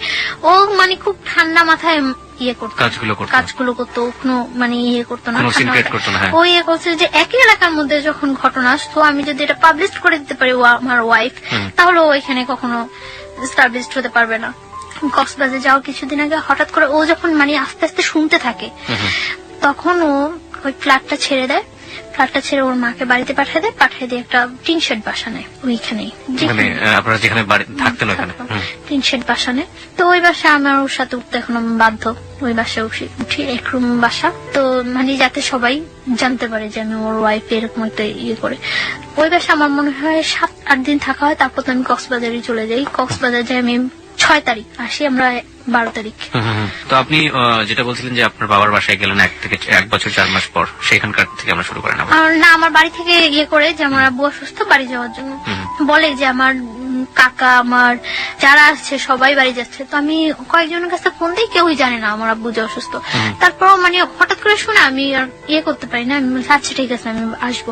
তো কিছুক্ষণ পর আবার সবাই ফোন দিয়ে বলতেছে হ্যাঁ তোমার আব্বু অসুস্থ। তো আমার কাছে ব্যাপারটা খুব ইয়ে লাগে। তো আমি ওরা বলতেছি যে আমার এইভাবে বাসায় বাড়িতে নিয়ে যেতেছে, আমি ওর সাথে হোস্টেল খুঁজতেছি তখন। তো বাড়িতে যেতে হবে, আমি বাড়ি যাওয়ার জন্য দুপুরে আমরা ওর কাছ থেকে বিদায় নিয়ে আসতেছি। ও রাস্তার মধ্যে দাঁড়ায় কান্না করতেছে, আমি চলে আসতেছি, ও কান্না করতেছে। আমার কাছে খুব খারাপ লাগতেছে তখন যে সেই জানুয়ারি মাস থেকে ওর সাথে আমার ইয়ে হইতেছে, কিন্তু কখন আমি একটা দিন মনে হয় ওরে ছাড়া ওর সাথে আমার দেখা হয়নি, এরকম ইয়ে যায়নি। ও যখন রাস্তার মধ্যে দাঁড়ায় কান্না করতেছে তখন আমার কাছে খুব খারাপ লাগতেছিল যে আমি যাব না। তারপর আমি বাড়িতে যাই। যখন আমি লঞ্চে উঠার পর মানে কিছুটা যাওয়ার পর আমি জানতে পারি যে আমার খালতো ভাইটা ফিক করে আমাকে বাড়িতে নিয়ে যাচ্ছে। তখন আমার মানে লঞ্চের মধ্যে বলতেছে যে তুই যে কাজটা করছো কাজটা কি ঠিক? আমার খালতো ভাইটা আমার ইমিডিয়েট 6 মান্থের ছোট। তো ও যে আমাকে লাইক করতো, পছন্দ করতো, সেটা আমি কিছুই জানতাম না। আমি হঠাৎ দেখতেছি ও আমার পা ধরে বলতেছে যে আমি তোর অনেক ভালোবাসতাম, তুই যে এই কাজটা করবে আমি কখনো বুঝিনি। হ্যাঁ, আশ্চর্য হয়ে যায় যে ওকে কি বললো এটা। পরে আমি বলছি কি কা? পরে বলছে তুই এইরকম একটা ছেলের সাথে ইয়ে করতেছিস, করতেই পারি, এটা আমার life. Let me ask you one thing. আপনার কি ফার্স্ট লাইফটা সম্পর্কে সে জানতো না যে আপনি? হ্যাঁ জানতো। তারপরে এবং ফার্স্ট লাইফটা আমার যতটুক মানে সাপোর্ট করার ও আমার তখন করতো, যে এইভাবে এইভাবে তুই বাইরে আসবি ওইখান থেকে, এইভাবে এইভাবে ইয়ে করবি। ওর সাথে আমার সাথে জাস্ট ফ্রেন্ডের মতো ছিল আমার খালতো ভাইটার সাথে আমার সাথে। ওকে, যখন দেখলো যে আপনি বাইরে হয়েই গেছেন অন্য একজনের সাথে, তখন গিয়ে সে আপনার পা ধরতেছে যে না হ্যাঁ। তুই এটা করতে পারবি না। ওকে, হ্যাঁ, এবং আমার ফার্স্ট লাইফটা মানে যত সমস্যাগুলি সিনক্রেট করছি আমি ওই বাসায় সবটা ওর ইয়াতে করছি। ওকে, লেট মি, আমার মনে হয় গল্পটা অনেক জটিল হয়ে গেছে আমাদের শ্রোতাদের কাছে। আমি একটু পরিষ্কার করে দিতে চাই। বন্ধন ব্যাপারটা হচ্ছে এরকম যে প্রথম যে ঘটনাটা ঘটেছে তার জীবনে, ছায়ার জীবনে, সেটা তো আপনারা জানেনই যে জোরপূর্বক, এবং জোরপূর্বক ওর কোনো যাওয়ার কোনো গতি ছিল না, এবং যে কারণে সে ওই ছেলের সাথে এতদিন পর্যন্ত থেকেছে, ওই বাসায় থাকতে হয়েছে তার। এই থাকা অবস্থায় সে তার খালাতো ভাইয়ের কাছ থেকে ফুল সাপোর্টটা পেয়েছে, এবং খালাতো ভাই বলেছে কিভাবে কিভাবে বাসা থেকে বের হয়ে আসবি, কিভাবে কিভাবে তুই আমার এই কাজটা করবি, ওই কাজটা করবি, এটা ফুল সাপোর্টটা সে পেয়েছে। যখন ছায়া একটা ছেলেকে নিয়ে স্বপ্ন দেখছে এবং একটা ছেলেকে নিয়ে অলরেডি বের হয়ে গিয়েছে, ঠিক সেই মোমেন্টে খালাতো ভাই তাকে ওখান থেকে সরিয়ে নিয়ে আসার চেষ্টা করছে, কারণ খালাতো ভাইয়ের উদ্দেশ্য ছিল তাকে ওখান থেকে সরিয়ে নিয়ে আসা, এবং খালাতো ভাই তাকে লাভ করতো। ঘটনার ইকুয়েশনটা এখন এরকম। চলুন তারপর মানে ওর কথাগুলো শুনে আমি সব অবাক হয়ে গেছি। ও বলতেছে যে তুই যে কাজটা করছো, যে ছেলেটার সাথে তোর অ্যাফেয়ার, তোরা কখনো ইয়ে করবো? পরে আমি বলতেছি হ্যাঁ করবো। তখনও কিন্তু ও জানে না যে আপনি ম্যারিড। না, তো আমি বলতেছি যে হ্যাঁ করবো। পরে বলতেছে যে, পরে ওর সাথে আমার সাথে অনেক কথা কাটাকাটি হয়। কাটাকাটি হওয়ার পরে তো সকালবেলা বাড়ি যেয়ে আমি ওরা অনেক রিকোয়েস্ট করি যে তুই বাড়িতে কাউকে এই কথাটা বলবি না, বাড়িতে কাউরে এই কথাটা বলবি না। পরে আমি বাড়িতে যাওয়ার পর ও সাথে সাথে ব্যাপারটা আমার বোনের সাথে শেয়ার করে, এবং আগে থেকেই হয়তো ওই যে রাত্রে ওর সাথে ইন্ট্রোডিউসটা আমার মনে হয় রাতেই ফোনে ও ব্যাপারটা শেয়ার করছিল, এবং শেয়ার করার পরে বাড়ি থেকে আমাকে নিয়ে যাওয়ার জন্য ইয়ে হয়েছে। আমি বাড়িতে যাওয়ার পরে আমার জিজ্ঞাসা করে যে এরকম যে সত্যি তোর সাথে ওই ছেলের সাথে রিলেশন? পরে আমি বলি যে না, আমার সাথে এরকম কোন ছেলের সাথে, কারণ আমি জানি যে ওইখান থেকে আমার আসতে হলে এটা আমার যেভাবে হোক চাপাই যেতে হবে। তো তারপরে কি করে আমার ফোন থেকে ওই নাম্বারটা, রুমেলের নাম্বারটা আমার বাড়ির সবাই সেন্ড করে দেয়, এবং তখন বাড়ি থেকে রুমেলের ফোন দেয়। ফোন দিয়ে রুমেলের বলে যে তুমি কি জানো ওর যে আগে একটা বিয়ে হয়েছিল? মানে আমার বাড়ি থেকে ইয়েটা ছিল এরকম যে আমার আগের হাজবেন্ডের সাথে কাট করে এখান থেকে আমাকে একেবারে নিয়ে যাবে, এবং নিয়ে যাওয়ার পরে যে আমি বাইরে যাই, কিছু বাইরে ইয়ে করে আসবো, আসার পর এস্টাবলিশড ভাবে ইয়ে করার জন্য। কিন্তু আমার খালতো ভাই ওটা ইয়ে করে যে ওই ছেলেটা পড়াশোনা করে না, বা দেখতে ইয়ে না, দেখতেও ততটা ইয়ে না, রুমেল ঢাকার ছেলে, তার জন্য সব দিক দিয়ে ওকে ডিসলাইক করানো, মানে আর আমার খালতো ভাইটা সবাই খুব পছন্দ করে, আমার ফ্যামিলি ছাড়াও সবাই খুব পছন্দ করে ওরে। আমি ওরা অনেকবার রিকোয়েস্ট করছিলাম যে তুই বাড়িতে পড়বি না। ও কি করছে, বাড়িতে যাওয়ার ফোন নাম্বারটা দিয়ে দেওয়ার পর রুমেলের ফোন করছে। আমার মা ফার্স্ট ফোন দেওয়ার পর রুমের ফোন রিসিভ করার পর বলতেছে আমি মানে আমার আগের হাজবেন্ডের বলতেছে যে আমি ওই লোকটার শাশুড়ি। তো অবাক হয়ে গেছে যে কি বলতেছে। তো ও মা বলে কথা বলছে, কথা বলার পরে মানে আমার বাড়ি থেকে বলেছে যে আমি ম্যারিড।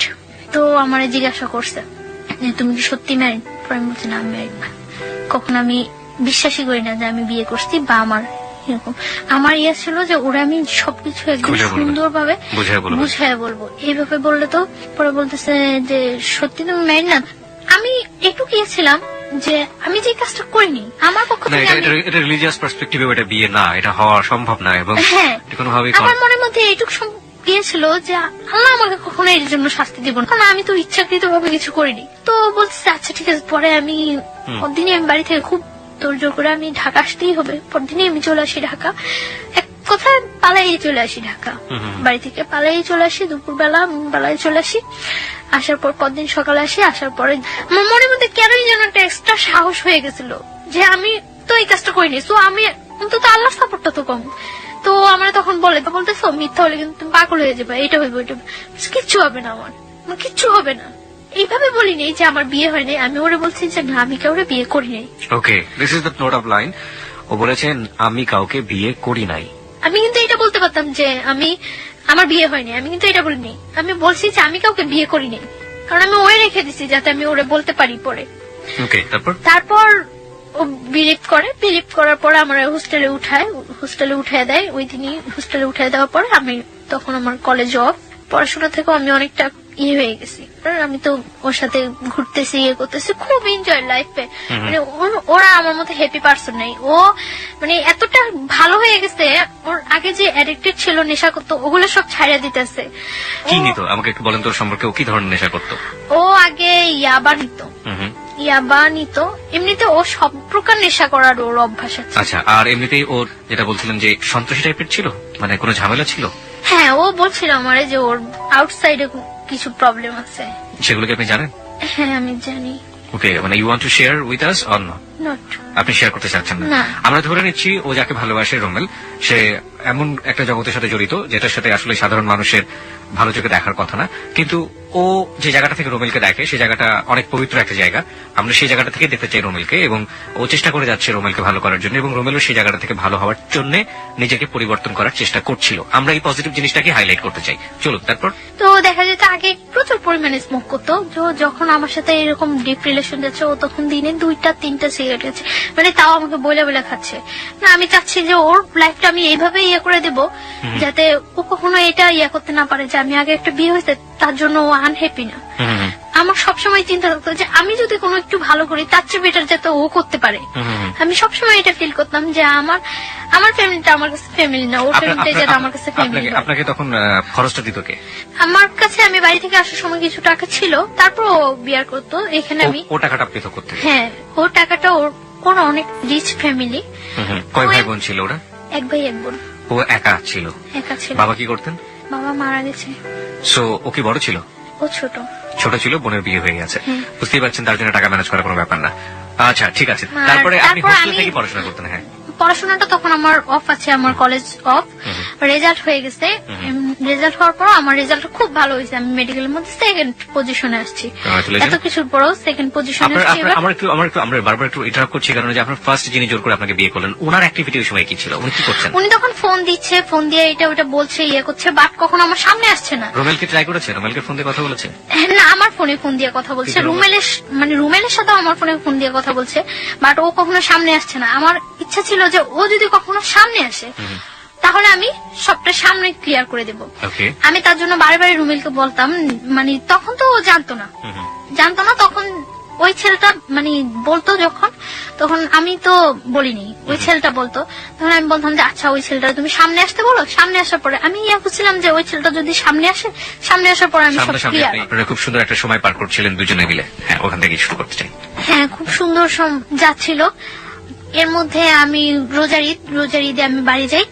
বাড়ি যাওয়ার পর মানে আমার ফ্যামিলি থেকে একটা প্রেসার ক্রিয়েট হয়। তো একদিন ওর সাথে আমি ফোনে কথা বলতেছি, কথা বলার সময় মানে একটু ঝগড়া হচ্ছে। তো ঝগড়া হচ্ছে মনে আমি ওরা বলতেছি যে নিজের ওয়াইফের সম্মান দিতে পারো না, কথাগুলো বলতেছি। আমার আম্মু আরেক রুম থেকে শুনতেছে, আমি জানি না যে শুনতেছে। তো আমার আম্মু আমার জিজ্ঞাসা করলো যে কি ব্যাপারটা কি। পরে আমি চুপচাপ ছিলাম। তো চুপচাপ থাকার পর আম্মু আমাকে অনেকক্ষণ বকাবকি করলো। তো আমি পরে ওরে ফোন দিছে, মনে আমি বলতেছি যে তোমার জন্য আমি আজকে এতগুলি বকা শুনলাম। পরে ও আমার মার ফোনে ফোন দিছে মনে আমার মা বলতেছে যে ব্যাপারটা কি আসলে তোমাদের। তো আমার মাকে বলতেছে যে আপনারা কেউ ওর সাথে খারাপ বিহেভ করবেন না। পরে বলতেছে তুমি এই কথা বলতেছো না? তো ও বলতেছে যে ও আমার ওয়াইফ, আপনারা ওর সাথে কেন খারাপ বিহেভ করবেন? তো আমার মা বলতেছে ও যে তোমার ওয়াইফ, এটা কাগজপত্র আছে তোমার কাছে? পরে বলতেছে হ্যাঁ আছে। তো আমার মা বলতেছে যে কত টাকা বিন করে তুমি আমার মেয়ের বিয়ে করছো? পরে ও বলতেছে 50 লাখ টাকা। সত্যি করে বলো, তোমার সাথে ওর বিয়ে হয়েছে? পরে বলতেছে হ্যাঁ, ওরা আমার সাথে বিয়ে হয়েছে। আপনারা ওর ইচ্ছাগুলো আটকে রাখতে পারবেন না, আমি কিন্তু জোর করে হলে ওর কাগজপত্র দেখায় আইনের ব্যবস্থা নিয়ে ওরা নিয়ে আসবো। আমার জিজ্ঞাসা করছে মতো আমি বলছি হ্যাঁ হয়েছে। আস্তে আস্তে চুপচাপ হয়ে গেছে এবং চাইতেছে যে ওর সাথে ফেস টু ফেস দেখা করে কথা বলে করার জন্য। পরে রোজার ঈদের পরে আমি ঢাকা চলে আসছি। আমি আসার পরে আমরা সিলেট যাই ঘুরতে। ওর ফ্যামিলি থেকে জান না যে আমার নিয়ে সিলেট যায়, তখনও জান না যে কি হয়। তো আমি সিলেট থেকে আসার পরে এখন বলি যে তুমি তোমার বাসা বলো যে আমার ফ্যামিলির সাথে কথা বলার জন্য। তো ওর বাসার কিছুতে এটা বলতে পারে না। আমি ওর বাসায়ও যাই, তখন ওর বাসায়ও যাতায়াত করি, ফ্যামিলির সবার সাথে আমার সাথে পরিচয় আছে। তো আমি একদিন ওর বাসায় যাই, বাসায় যাওয়ার পরে আমার সামনে ওর বোনের আমি সিরিয়াসলি বলি, বাট ও হাসতেছে। তো ওর বোন এটাও ততটা সিরিয়াসলি নেয় না। কিছুদিন পরে আমার আব্বু আম্মু ঢাকা আসে। আমার মার সাথে ফেস টু ফেস দেখা করার পরে আমার মা বলছে ওরা যে তুমি কি করতে চাও এখন? তো কি করে ও আমার বলে যে কাগজপত্র করে আমরা কাজী দিয়ে করি, রেজিস্ট্রেশন করি। আচ্ছা ঠিক আছে, ওকে। অগাস্টের 12 তারিখ আমরা বিয়ে করি। ও বলে যে 1 লাখ টাকা কাবিন করবো। আমি সেটাই রাজি হয়ে যাই, কারণ আমার মনের মধ্যে কোনো টাকাটা কোনো ফ্যাক্টই ছিল না। ও বলে যে 1 লাখ টাকা কাবিন করবো, আমি ওকে ডান 1 লাখ টাকা কাবিন। ওরা যেভাবে করছে, ওর ফ্রেন্ড নিয়ে গেছে যেভাবে করছে ওইভাবে। তো বিয়ে করার পরে ও এখন আর আমার বাইরে রাখবো না। ওকে, ওর বাসায় নিয়ে যাবে। তো আমি চাইছিলাম যে তখন কিছুদিন বাইরে থাকি এবং ওর সাথে আমি ব্যাপারটা শেয়ার করি, কিন্তু ও খুব জোর করে বাসায় নিয়ে যাওয়ার জন্য ওর দুলাভাই ওরে বলে যে বিয়ে যখন করছো তখন বউ বাইরে রাখবা কেন। ওর বোন এর আগে আমার ফোন দেয়, বাসায় যাওয়ার আগে ওর বোন আমার ফোন দেয়, ফোন দিয়ে বলে যে তুমি আইসো না বাসায়, তুমি আইসো না, ও কোনো কাজ করে না, তোমার কি খাওয়াইবো, তোমার খাওয়াইতে হইলে আমাকে ওই খাওয়াইতে হইবো, তুমি এখন আইসো না। আমি তখন মনে মনে ফিল করতেছিলাম যে ও যদি কিছু নাও করতে পারে কখনো, আমি তো করতে পারবো। ও যদি কিছু নাও করে, আমি ওর মতো ওর ফ্যামিলিতে বিয়ার করা আমার পক্ষে কোনো ইয়ে হবে না, যেহেতু আমি এটা কন্টিনিউ করতেছি এবং আমার রেজাল্টটা এত ভালো, তো আমার এটা কোনো প্রবলেমই হবে না। তো ও নিতে আসে আমারে হোস্টেলের এখানে, তো আমি যাই ওর সাথে, বাসায় যাই। ওর বাসায় যাওয়ার পরে ওর মা কিছুতেই আমার সাথে ইয়ে করতেছে না। তারপর ওর বোন আসে, তো মোটামুটি ভাবে তো মাইনে নেয়। তখন ওর সাথে আমার থাকতে দেওয়া হয় না, আমি ওর মার কাছে থাকি, ওর রুমে থাকে। তো এটা ওর কাছে অনেক ইয়া লাগে যে আমি এই পাশে থাকি। ও বারে বারে আমার কাছে ডাকে, আমাকে রাতে 12টার দিকে ডাকে, তো আমি ওর রুমে যাই। ও ফুল সাউন্ডের গান ছাড়ে রুমের মধ্যে, ফুল সাউন্ডের গান ছাড়ার পর ও আমার সাথে কথা টথা বলে, তো অনেকক্ষণ ওই রুমে থাকি, মানে থাকি কি হাজবেন্ড ওয়াইফ রিলেশন। হ্যাঁ, তারপর আমি বলি যে মাকে মিন করবো, আমি চলে যাই। ও বলেছে না তুমি এখানে ঘুমাও, প্রবলেম নাই। আমি বলছি না আমি চলে যাই। পরে আমি মানে মার রুমে চলে আসি, মার কাছে ঘুমাই। তো এভাবে 3 দিন চলে যায়। 3 দিন পরে ওই এলাকার লোকজন আস্তে আস্তে জানতে থাকে, মানে সবাই তখন যখন বউ দেখতে আসে সবাই আস্তে আস্তে এইভাবে, তো আস্তে আস্তে ওই এলাকার লোকজন জানতে পারে যে আমার সাথে ওর বিয়ে হয়েছে। তো এলাকার লোকজন বলে যে এই মেয়েটা আগে একটা বিয়ে হয়েছে, এরকম ইয়ে করে, মানে ওই বাসায় কেউ এটা খুব স্বাভাবিক ভাবে তো মানে মানেই না, খুব অস্বাভাবিক হয়ে যায় সবাই, অস্বাভাবিক হয়ে যায়। তারপর আমি ওরে বলি যে তুমি কি চাও, তুমি আমার রাখতে চাও নাকি রাখতে চাইলে চলো আমরা এখান থেকে অন্য কোথাও চলে যাই, সবকিছু সিচুয়েশন ঠিক হয়ে গেলে তারপর চলে আসবো। ওরা আমি এটা বলি, ও আমার ফুললি সাপোর্ট দেয়। আমি যে কোনো একটা কিছু করব বা সবাইকে আমি কিছু বলবো বা কোনো একটা, ও আমার সবসময় চাপায় রাখে এবং ওটা ফুললি সাপোর্ট দেয় যে না সবকিছু ঠিক হয়ে যাবে, সবকিছু ঠিক হয়ে যাবে। ওর উপরে আমার 100% ভরসা থাকে। এভাবে ইয়া হইতেছে। আমার বাড়িতে ফোন করছে, ওর বোন দুলাভাই ফোন করছে। ফোন করার আগে আমার বাড়িতে অনেক হুমকি টুমকি দিয়ে থ্রেট করে যে আমি এখানে আসছি, আমার যে কোনো একটা প্রবলেম করবো, আমার এসে নিয়ে যাওয়ার জন্য ইয়ে করে। তো আমার বাড়ি থেকে অনেক রিকোয়েস্ট করে যে ওর সাথে কিছু করে না, আমরা ওরে নিয়ে আসার ব্যবস্থা করতেছি, আমরা আসতেছি। আমার বাড়ি থেকে আমার ফ্যামিলি পার্সনরা আসে, আমার মা আসে।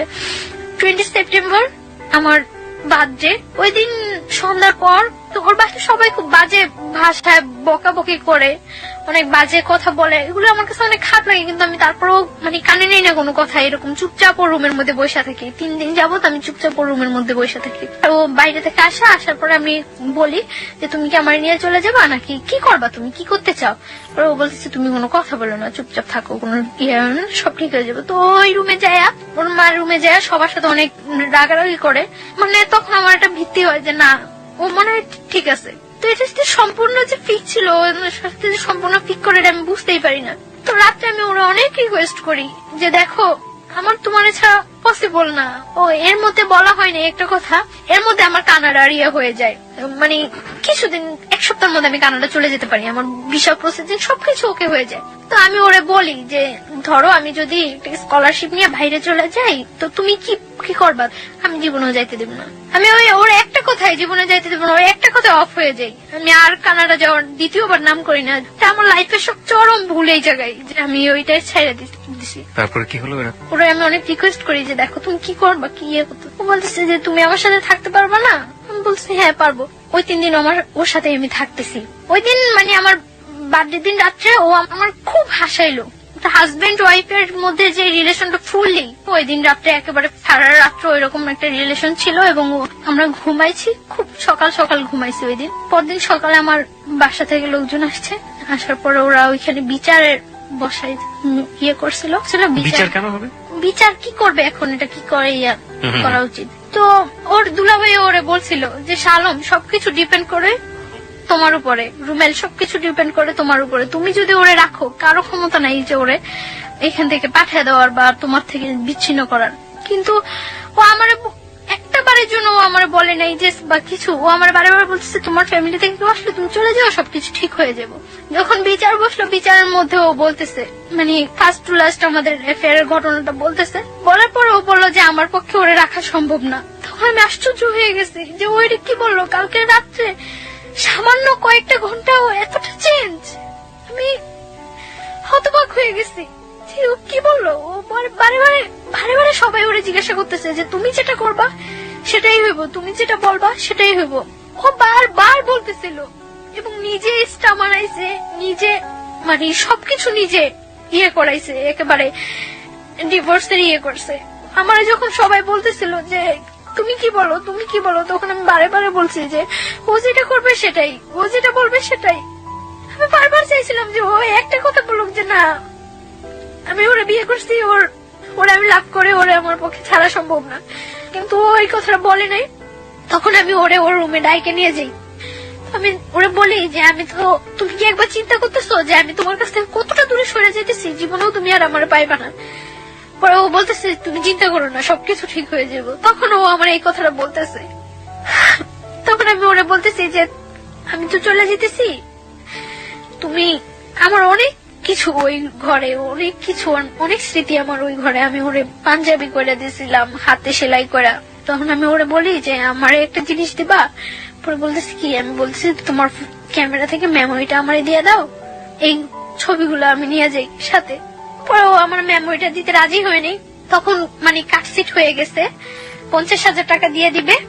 আমি ওরে বলতেছি যে এটা কি হইতেছে, আমারে বলতেছো যে তুমি আমি চলে যাওয়ার জন্য, তাহলে তো ডিভোর্সের টাকার এগুলোর কোনো প্রশ্ন জাগতেছে না। তখন ও আমার বলতেছে যে ওকে হয়ে যাবো, টাকাটা রেখে দাও, পরে যখন তোমার নিয়ে আসবো তখন ব্যাগ দিয়ে দিলেই হইব।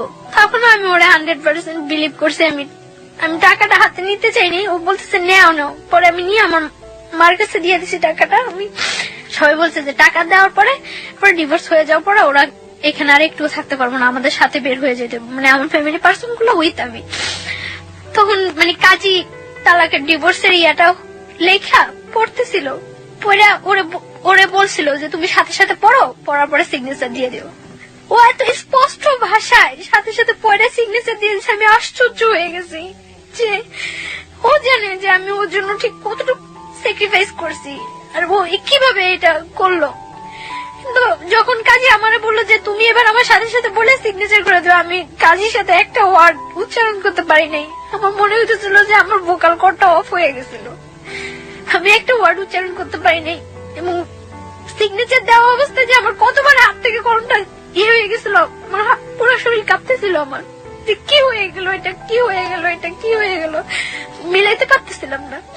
ডিভোর্স হয়ে গেছে, আমরা চলে আসবো, মানে আমার ফ্যামিলি পার্সনটা বের হয়ে গেছে, আমি ওর সাথে কথা বলে বের হবো। তখন আমি এই রুম থেকে ওই রুমে যাওয়ার সময় ওর মা 5টা করে হিট করে, আমার শরীরে হিট করার পর ওইখানে যেই কটা রিলেটিভ থাকে ওর বোন ছাড়া সবাই আমার হিট করে ওইখানে। তো আমি স্তব্ধ হয়ে গেছি পুরা, যে কি হয়েছে এটা, আমার লাইফে কি হইতেছে। সবাই যখন ওরা এতগুলো লোকের সামনে হিট করতেছে, ও বাইরে থেকে এসে আমার জড়ায় ধরে আমার বাইরে নিয়ে যায়। আমি অবাক হয়ে যাই, ও চেহারা দিকে আমি তাকাই যে এই ছেলেটা সেই ছেলেটা। আমি পুরা হতবাক হয়ে যাই। তারপর মানে যখন ইয়েতে স্টারে চলে আসি আমরা, বারবার পিছনের দিকে তাকাইতেছি যে ও আসতেছে কিনা, ওরে দেখতেছি কিনা, দেখি না। স্টারে আসার পরে ওরা আমাদের থেকে মানে 50,000 টাকা দিচ্ছে, ওইখান থেকে 10,000 টাকা ব্যাগ দিতে বলে ওই যে লোকগুলো ওইখানে ছিল তারা। আমার মা বলতেছে যে তাহলে সবটাই রেখে দেন, দিয়ে আর 50,000 টাকা দিচ্ছেন, যা বলছেন বিচার আপনাদের সবকিছু মাইনে আমরা আমাদের নিয়ে যেতেছি। পরে মানে 5,000 টাকা ওইখানে দিয়ে 45,000 টাকা নিয়ে ক্যাব করে আমরা চলে আসতে নেই। আমি মানে যতক্ষণ পর্যন্ত ওই এলাকাটা দেখা গেছিল ততক্ষণ পর্যন্ত তাকিয়েছিলাম যে হয়তো ও একবার পিছনে আসবে, একবার আসবে, আসেনি ও। তারপর যখন আমরা চলে আসি, আসার পর ও আমার ফোন দিয়ে আমার বলে যে একটু কথা বলো আমার সাথে। আমি তখন ইয়ে করি যে আমি আর জীবনে ওর সাথে কথা বলবো না। ও আমার বারে বারে রিকোয়েস্ট করে যে একটু কথা বলো আমার সাথে, একটু কথা বলো। অনেক কান্নাকাটি করতেছে, অনেক কান্নাকাটি করার পর আমি ওর সাথে কথা বলি, ধরে রাখতে পারি না নিজেরে, আমি লুকায় লুকায় ওর সাথে কথা বলি। কথা বলার পর দিন যখন আমি বাড়িতে যাই, আমি প্রচুর অসুস্থ হয়ে যাই। আমি খবর পাই যে ও প্রচুর অসুস্থ হয়ে যায়, ওরও হসপিটালাইজ করতে হয়, আমারও হসপিটালাইজ করে বাড়িতে। আমি একবার মেন্টালি সিক হয়ে যাই, পাগলের মতো হয়ে যাই। তো ইমিডিয়েট আমার হসপিটালাইজ করে আইসিইউতে নিয়ে যায়। আইসিইউতে যখন নিয়ে যায় তখন আমার বাবা বলতেছে যে মা তোর কাছে আমার অনুরোধ, তুই ওই ছেলের কথা আর চিন্তা করিস না। আমি পারি না, বারবার ওর কথা আমার মনে হয়, তখন আমার মনে হইতেছে যেন আইসিইউ তেও আমি মনে হয় সামনে ওরে দেখতেছি। যখন ওর সাথে ও আমার সাথে যোগাযোগ করে, পরে ওর সাথে আমার আবার কন্টিনিউ কথা হইতে থাকে। তো কিছুদিন পরে তো আমি করতে পারি যে আমি প্রেগনেন্ট।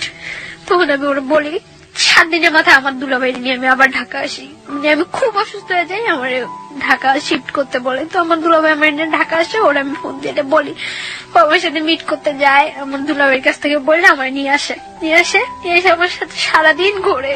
ওই দিন আমার নিয়ে কুমিল্লা যায়, তো আমরা ওইখানে থাকি, ওইখানে রাত্রে থাকি। ও বলে যে কিসের ডিভোর্স হয়েছে, এটা তো ডিভোর্সই হয়নি। ও আমারে বলে যে এটা ডিভোর্স হয়নি, ও স্বীকার করে না এটা ডিভোর্স হয়েছে, আমিও মানি না এটা ডিভোর্স হয়েছে। আমরা দুইজনের মেলা, আমি ওরে হলুদ দেই, ও আমার হলুদ দেয়, এবং আমরা ওই দিন বাসর ঘরটা সাজাই সুন্দর করে, রুমের মধ্যেই দুইজনে মিলেই ওইখানে আমরা করি। তারপর পরদিন আমি চলে আসার পরে আমার ডাক্তারটাকে দেখা বাড়িতে নিয়ে যায়। তখন আমার মানে যাওয়ার সময় আমার দুলাভাইয়ের সাথে কথা বলে। আমার মনে আছে ও ওই দিন কি পরিমাণ কান্না করে, আমার দুলাভাইয়ের কাছে হাত জোর করে রিকোয়েস্ট করে যে যাতে আমার কোনো কিছু না করে, ও আমার নিয়ে আসবো। অনলি কোরবানির ঈদ পর্যন্ত ও সময় চায় দুলাভাইয়ের কাছে, হাত জোর করে রিকোয়েস্ট করে। পরে আমার দুলাভাই কিছুতেই এটা আর করবো না।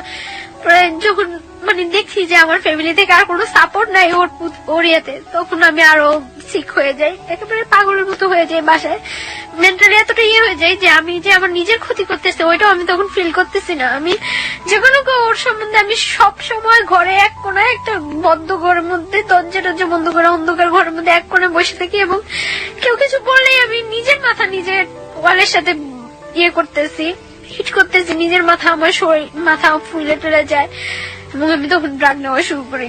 বাসায় আমার ব্যাগে অনেকগুলো প্যাথেটিক নিয়ে যাই আমি যাওয়ার সময়, মানে আমি কিছুতেই ওর নামাইতে পারতেছি না। তারপর যখন দেখা গেছে যে আমি এরকম ঠিক হয়ে গেছি, একেবারে মেন্টালি এক কথা পাগল হয়ে গেছি, তখন আমার দুলাভাই বলে যে না, ওর উপর আর কোনো টর্চার করার করার দরকার নেই, প্রেশার ক্রিয়েট করার দরকার নেই। যেহেতু ওই ছেলেও যাচ্ছে ওর সাথে সম্পর্ক রাখার জন্য, ওই ছেলে যদি না চাইতো তাহলে আমি ওর কোনো সাপোর্ট করতাম না। ছেলে যেহেতু নিজে আমার কাছে হাত জোর করে কাইটা অনুরোধ করছে, সো থাকুক, ওর মতো থাকতে দেন। ছেলে তো বলছে কোরবানি ঈদের পরে ওরে নিয়ে যাবো। তো এর মধ্যে তখন তো আমি, ওর জানে আমি প্রেগনেন্ট, আমি ওরে বলি প্রেগনেন্ট। আমি আবার ঢাকা আসি ওর সাথে দেখা করার জন্য, আবার ঢাকা আসি, ওর সাথে দেখা হয়, কথা হয়। তো আমি ওই দিন বলি যে আমি আর বাড়িতে যাব না। তো বলে যে যতটা কষ্টই হোক তোমার কোরবানি ঈদ পর্যন্ত ওইখানে থাকতে হবে, ঈদের পরে আমি তোমার নিয়ে আসবো, আমার যাই হোক, যদি আমার ফ্যামিলি থেকে সাপোর্ট না করে আমি তোমার নিয়ে বাইরে থাকবো। তো এই কথা হয় ওর সাথে। তারপর এভাবে চলতে থাকে কোরবানি ঈদ পর্যন্ত, আমি ওর সাথে কন্টিনিউ কথাবার্তা বলি। এর মধ্যে আমার মা মাঝে মাঝে ওর সাথে কথা বলে জিজ্ঞাসা করে যে তুমি কি করবা, কেন তুমি এইভাবে সম্পর্কটা আগে নিতেছো, যা হয়েছে ওইখানেই ফিনিশ করে দিতা। তো ও বলতেছে না মা, আমার পক্ষে ওরে করা সম্ভব না, আমি ওরে নিয়ে আসবো। তখন আমার মা ওরে বলতেছে তুমি ওরে নিয়ে আসবা, হয়তো দেখা গেছে 2-4 মাস তুমি ওরে নিয়ে থাকতেছো, তারপরে তোমার ফ্যামিলি কেউ তোমার করলো, তুমি তোমার ফ্যামিলির টানে চলে যাবে আবার, তখন ওর কি হইব। পরে বলতেছে না, কখনোই এরকম করবো না আমি আর। তো এইভাবে করতে থাকে। কোরবানি ঈদের পরে ও আমাদের বাড়িতে যায়। তখন তো 1 মান্থ ওভার হয়ে গেছে আমি প্রেগনেন্ট। হ্যাঁ, ও আমাদের বাড়িতে যায়। পরে আমি কেউ জানাই না বাড়িতে এই ব্যাপারটা যে আমি প্রেগনেন্ট। তখন আমার বাড়িতে যাওয়ার পরে যেভাবে একটা গেস্ট আসলে যা করা হয়, ঠিক ওর সাথে ওই ব্যাপারটাই খুব সুন্দর ব্যবহার করছে সবাই। সকালবেলা ব্রেকফাস্ট করতে দেওয়া হয়েছে, নাস্তা টাস্তা করতে দেওয়া হয়েছে, তো ওর জন্য পিঠা টিঠা অনেক কিছু করা হয়েছে। তারপরে ওরে মানে আমার দুলাভাই জিজ্ঞাসা করছে যে তুমি কি করতে চাও এখন, আমরা কি নতুন করে তোমাদের বিয়ের অ্যারেঞ্জ করবো, তোমার বাড়িতে জানাবো, তোমার বাসা জানাবো তুমি যে এখানে আসছো, না কি করবো। পরে ও বলতেছে না কিছু করে না, মানে আর অল্প কটা দিন সময় দেন, আমি ওরে নিয়ে যাবো। ভাইয়া বললো তাহলে তুমি এখানে থাকতে পারবে না, দেখো ওদের তো ভাইও নাই, এ বাসা থাকলে কে কি মিন করে, তাহলে বেটার হয় তুমি চলে যাও, তুমি যখন তোমার সময় হবে তখন তুমি আইসো। পরে সবার মন খারাপ হয়ে যায় যে কি বললো ছেলেটা, এতদিন পর্যন্ত ছেলেটা আমাদেরকে একটা কথা করে রাখছিল, এখন কি বললো। তারপর আমি ওরে জিজ্ঞাসা করি যে তুমি করো, তখন ও আমার বলতেছে যে আমার আর অল্প কটা কিছু দিনের সময় দাও। তারপর ও দুপুর বেলা যখন ও চলে আসে, ভাইয়া ওরে মানে আসার ভাড়াটা পর্যন্ত দিয়ে দেয়, মানে ওর সাথে এরকম ভদ্র আচরণ করছে যে ওর বাসায় যে আমাদের সাথে কি বিহেভটা হয়েছে ওরা কেউ করে নেই, সবাই শুধুমাত্র আমার দিকে তাকায়। তখন কিন্তু আমরা সবাই বলছিল দেখো তুমি যে ছায়া এখন যদি তুমি শক্ত হও তাহলে কিন্তু আমরা এখন কিছু করতে পারি। ওরা আটকে রেখে কিন্তু ওর বাড়িতে ফোন দিয়ে ইয়ে করতো। আমি বলছি ইম্পসিবল, ও তো বলে আসেনি যে ও আমরা বিয়ে করতে আসতেছে। তো আমি ওরা সেফলি ওইখান থেকে যেভাবেই হোক সেফলি যতটা ইয়া হয়েছে আমার উপরে হয়েছে, ব্লেম যা হয়েছে আমার উপরে হয়েছে, আমি ওরা সেফলি পাঠিয়ে দিছি। তখন আমি ওরা বলছি যে কি করবা। তো আসার পর 2-3 দিন খুব তোর জোর বাসা টাসা দেখতেছে, ও আমার নিয়ে আসবো। তো হঠাৎ করে একদিন বলতেছে যে আমার পক্ষে তো পসিবল না। কি বললা এটা? যেটা একবার ভেঙে গেছে যাইতো তখন আমি পাগল হয়ে যেতাম, যা হয়ে যেতাম, তখন ইয়ে হয়ে যেত, আমার ফ্যামিলি আমার নিয়ে আসছে। এখন তুমি এটা কি বললা? পরে আবার বলতেছে যে না ঠিক আছে। তো এখন তো দিন যাইতেছে, আমার বাসায় জানাজানি হয়ে যায় যদি যে আমি প্রেগনেন্ট, তাহলে তো একটা প্রবলেম। হয়তো আমার বাসায় জানাজানি হয়ে গেলে ওর বিরুদ্ধে যে কোনো একটা অ্যাকশন নিবে, সেটা আমার মনের মধ্যে আরো একটা ভয় কাজ করতেছে। আমি আসলে অনেক বেশি থান্ডার্ড হয়ে গেছিলাম। আমার মনে হচ্ছে আমাদের লিসনাররা ভাববে যে আমি এখানে নাই। আমি ওর কান্নার শব্দ শুনে আসলে অনেক বেশি থান্ডার্ড হয়ে গেছে, আমার নিজের চোখে পানি চলে আসছে, আমি আসলে কথা বলতে পারছিলাম না। গল্পের একেবারে শেষ দিকে আমরা চলে এসেছি। আমি কিছু কোশ্চেন আপনাকে করতে চাই। প্রথম প্রশ্নটা হচ্ছে, আপনি কয় মাসের প্রেগনেন্ট এই মুহূর্তে? 4 months। মানে what's your decision about your baby? আমি আমার বেবিটা রাখতেছি বাই অ্যাট এনি কস্ট। যদি আপনার হাজবেন্ড ডিভোর্স দিয়ে দিয়েছে এবং ওটাই যদি বলবৎ থাকে, তাহলেও কি আপনি আপনার বেবিটা রাখতে চান? তাহলে কিভাবে সম্ভব? ওকে, ও আচ্ছা। আর আরেকটা যেটা, সেটা হচ্ছে যে আপনার প্রথম হাজবেন্ড আর পরবর্তীতে যোগাযোগ করেনি? না, ওর সাথে পরবর্তীতে ও আর কোনো যোগাযোগ করেনি, কোনো কিছু হয়নি। আর ওর সাথে ওকে ডিভোর্স দিয়ে দিয়েছে? হ্যাঁ, ওর সাথে আমার ফ্যামিলি থেকে হ্যাঁ, যখন ফার্স্টলি আমার বাড়িতে নিয়ে যায় তখনই ওর সাথে ওকে। সেকেন্ড হাজবেন্ড যে ছিল তার সাথে এখন বর্তমান কতদিন যাবত আপনার যোগাযোগ হয়নি? এখন এই শুক্রবার থেকে হচ্ছে না। লাস্ট এর মধ্যে আমি যখন আপনাদের কাছে ফোন করছিলাম তার কিছুদিন গ্যাপ ছিল, তারপর আবার আমার কাছ থেকে 1 সপ্তাহ সময় নিছিল। ওর অবস্থা হচ্ছে কখনো ফ্যামিলির কাছ থেকে ও মোটিভেট হচ্ছে, কখনো আপনার কাছ থেকে ও আসলে সিদ্ধান্ত নিতে পারতেছে না যে আসলে কি করবে। হ্যাঁ, এবং ও এখন খুব প্রচুর অ্যাডিক্টেড হয়ে গেছে, সারা দিন রাত নেশা করে এবং এই অবস্থায় থাকে। আপনি যে বলছিলেন যে আপনি মাঝখানে ড্রাগ নিচ্ছিলেন, আপনি কি এখন সেই ড্রাগটা নিচ্ছেন? মানে আমি যখন ঢাকা চলে আসছি তখন থেকে আমি আর ড্রাগ নিচ্ছি না, কারণ আমার এখন ড্রাগ নিলে তো এটা আমার বেবিটার উপরও। আমি গল্পটা শোনার পরে আমার কাছে মনে হয়েছে যে আমাদের এই যে নিষ্পাপ দুটো প্রাণ, বা এই যে আজকে ছায়া যে জায়গাটায় দাঁড়িয়ে আছে, সেই ভুলের গুলোর জন্য আসলে কারা দায়ী? প্রথমত তার ফ্যামিলি, এবং দ্বিতীয়ত হচ্ছে যে ছেলেটা বিয়ে করলো তার ফ্যামিলি। লাস্ট আমি আর একটু শেষ করতে চাই। জি প্লিজ। যেদিন আমি ঢাকা আসছি ওই দিন ও আমার ভোরবেলা আনতে গেছে, আনার পর ভোরবেলা আসলে আমার একটা হোটেলে উঠছে, উঠার পর 1টা পর্যন্ত আমরা হোটেলে ছিলাম। তখন ওর সাথে আমার সাথে হাজবেন্ড ওয়াইফ রিলেশন কন্টিনিউ হচ্ছে, কারণ ও বিলিভ করে না ওর সাথে আমার ডিভোর্স হয়েছে, আমিও বিলিভ করি না। আর তাছাড়া তো আমি তো প্রেগনেন্ট। তারপর আমার একটা জব নিছি আমি হসপিটালে, ওইখানে বাসা টাসা নিয়ে উঠছি। তো ওইখানে যাতায়াত করে যাচ্ছে আসছে করছে এইভাবে। এখন তো 3 মাস ওভার হয়ে গেছে। তো আমি বললাম যে এইভাবে তো হচ্ছে না, কারণ আমাদের মধ্যে আরেকটা লাইফ আছে, আরেকটা জীবন বাড়তেছে। তো আমি ওরা বলি যে এটা তুমি কিভাবে করবা, তো করতেছে না। তারপর আমি ওর বোনের ফোন দিয়া জানাইছি, ওর বোন ডাইরেক্টলি বলতেছে যে এটা যে ওর বেবি তার কি প্রুফ আছে। তারপর আমি বলছি যে ওরে জিজ্ঞাসা করার জন্য। আমি জানি না সত্য মিথ্যা কতটুকু, কে সত্য কথা বলতেছে কে মিথ্যা কথা বলতেছে। ওর বোন নাকি ওরে জিজ্ঞাসা করছিল, ও নাকি অস্বীকার করছে যে না এরকম কোনো বেবি টেবি নাই, এগুলি কিছুই না। সেই সত্যটাকে আপনি কিভাবে নেবেন সেটা আপনার একেবারে ব্যক্তিগত ব্যাপার, কিন্তু আমার মনে হচ্ছে কিছু একটা বলা উচিত। সেই বলার জায়গাটা থেকে আমি যেটা বলতে চাই, আপনার যাকে আপনি লাভ করেন, আপনার হাজবেন্ড, আপনার প্রিয় মানুষ, তার প্রতি শ্রদ্ধা রেখে, আপনার ভালোবাসার প্রতি শ্রদ্ধা রেখে আমি যেটা বলতে চাই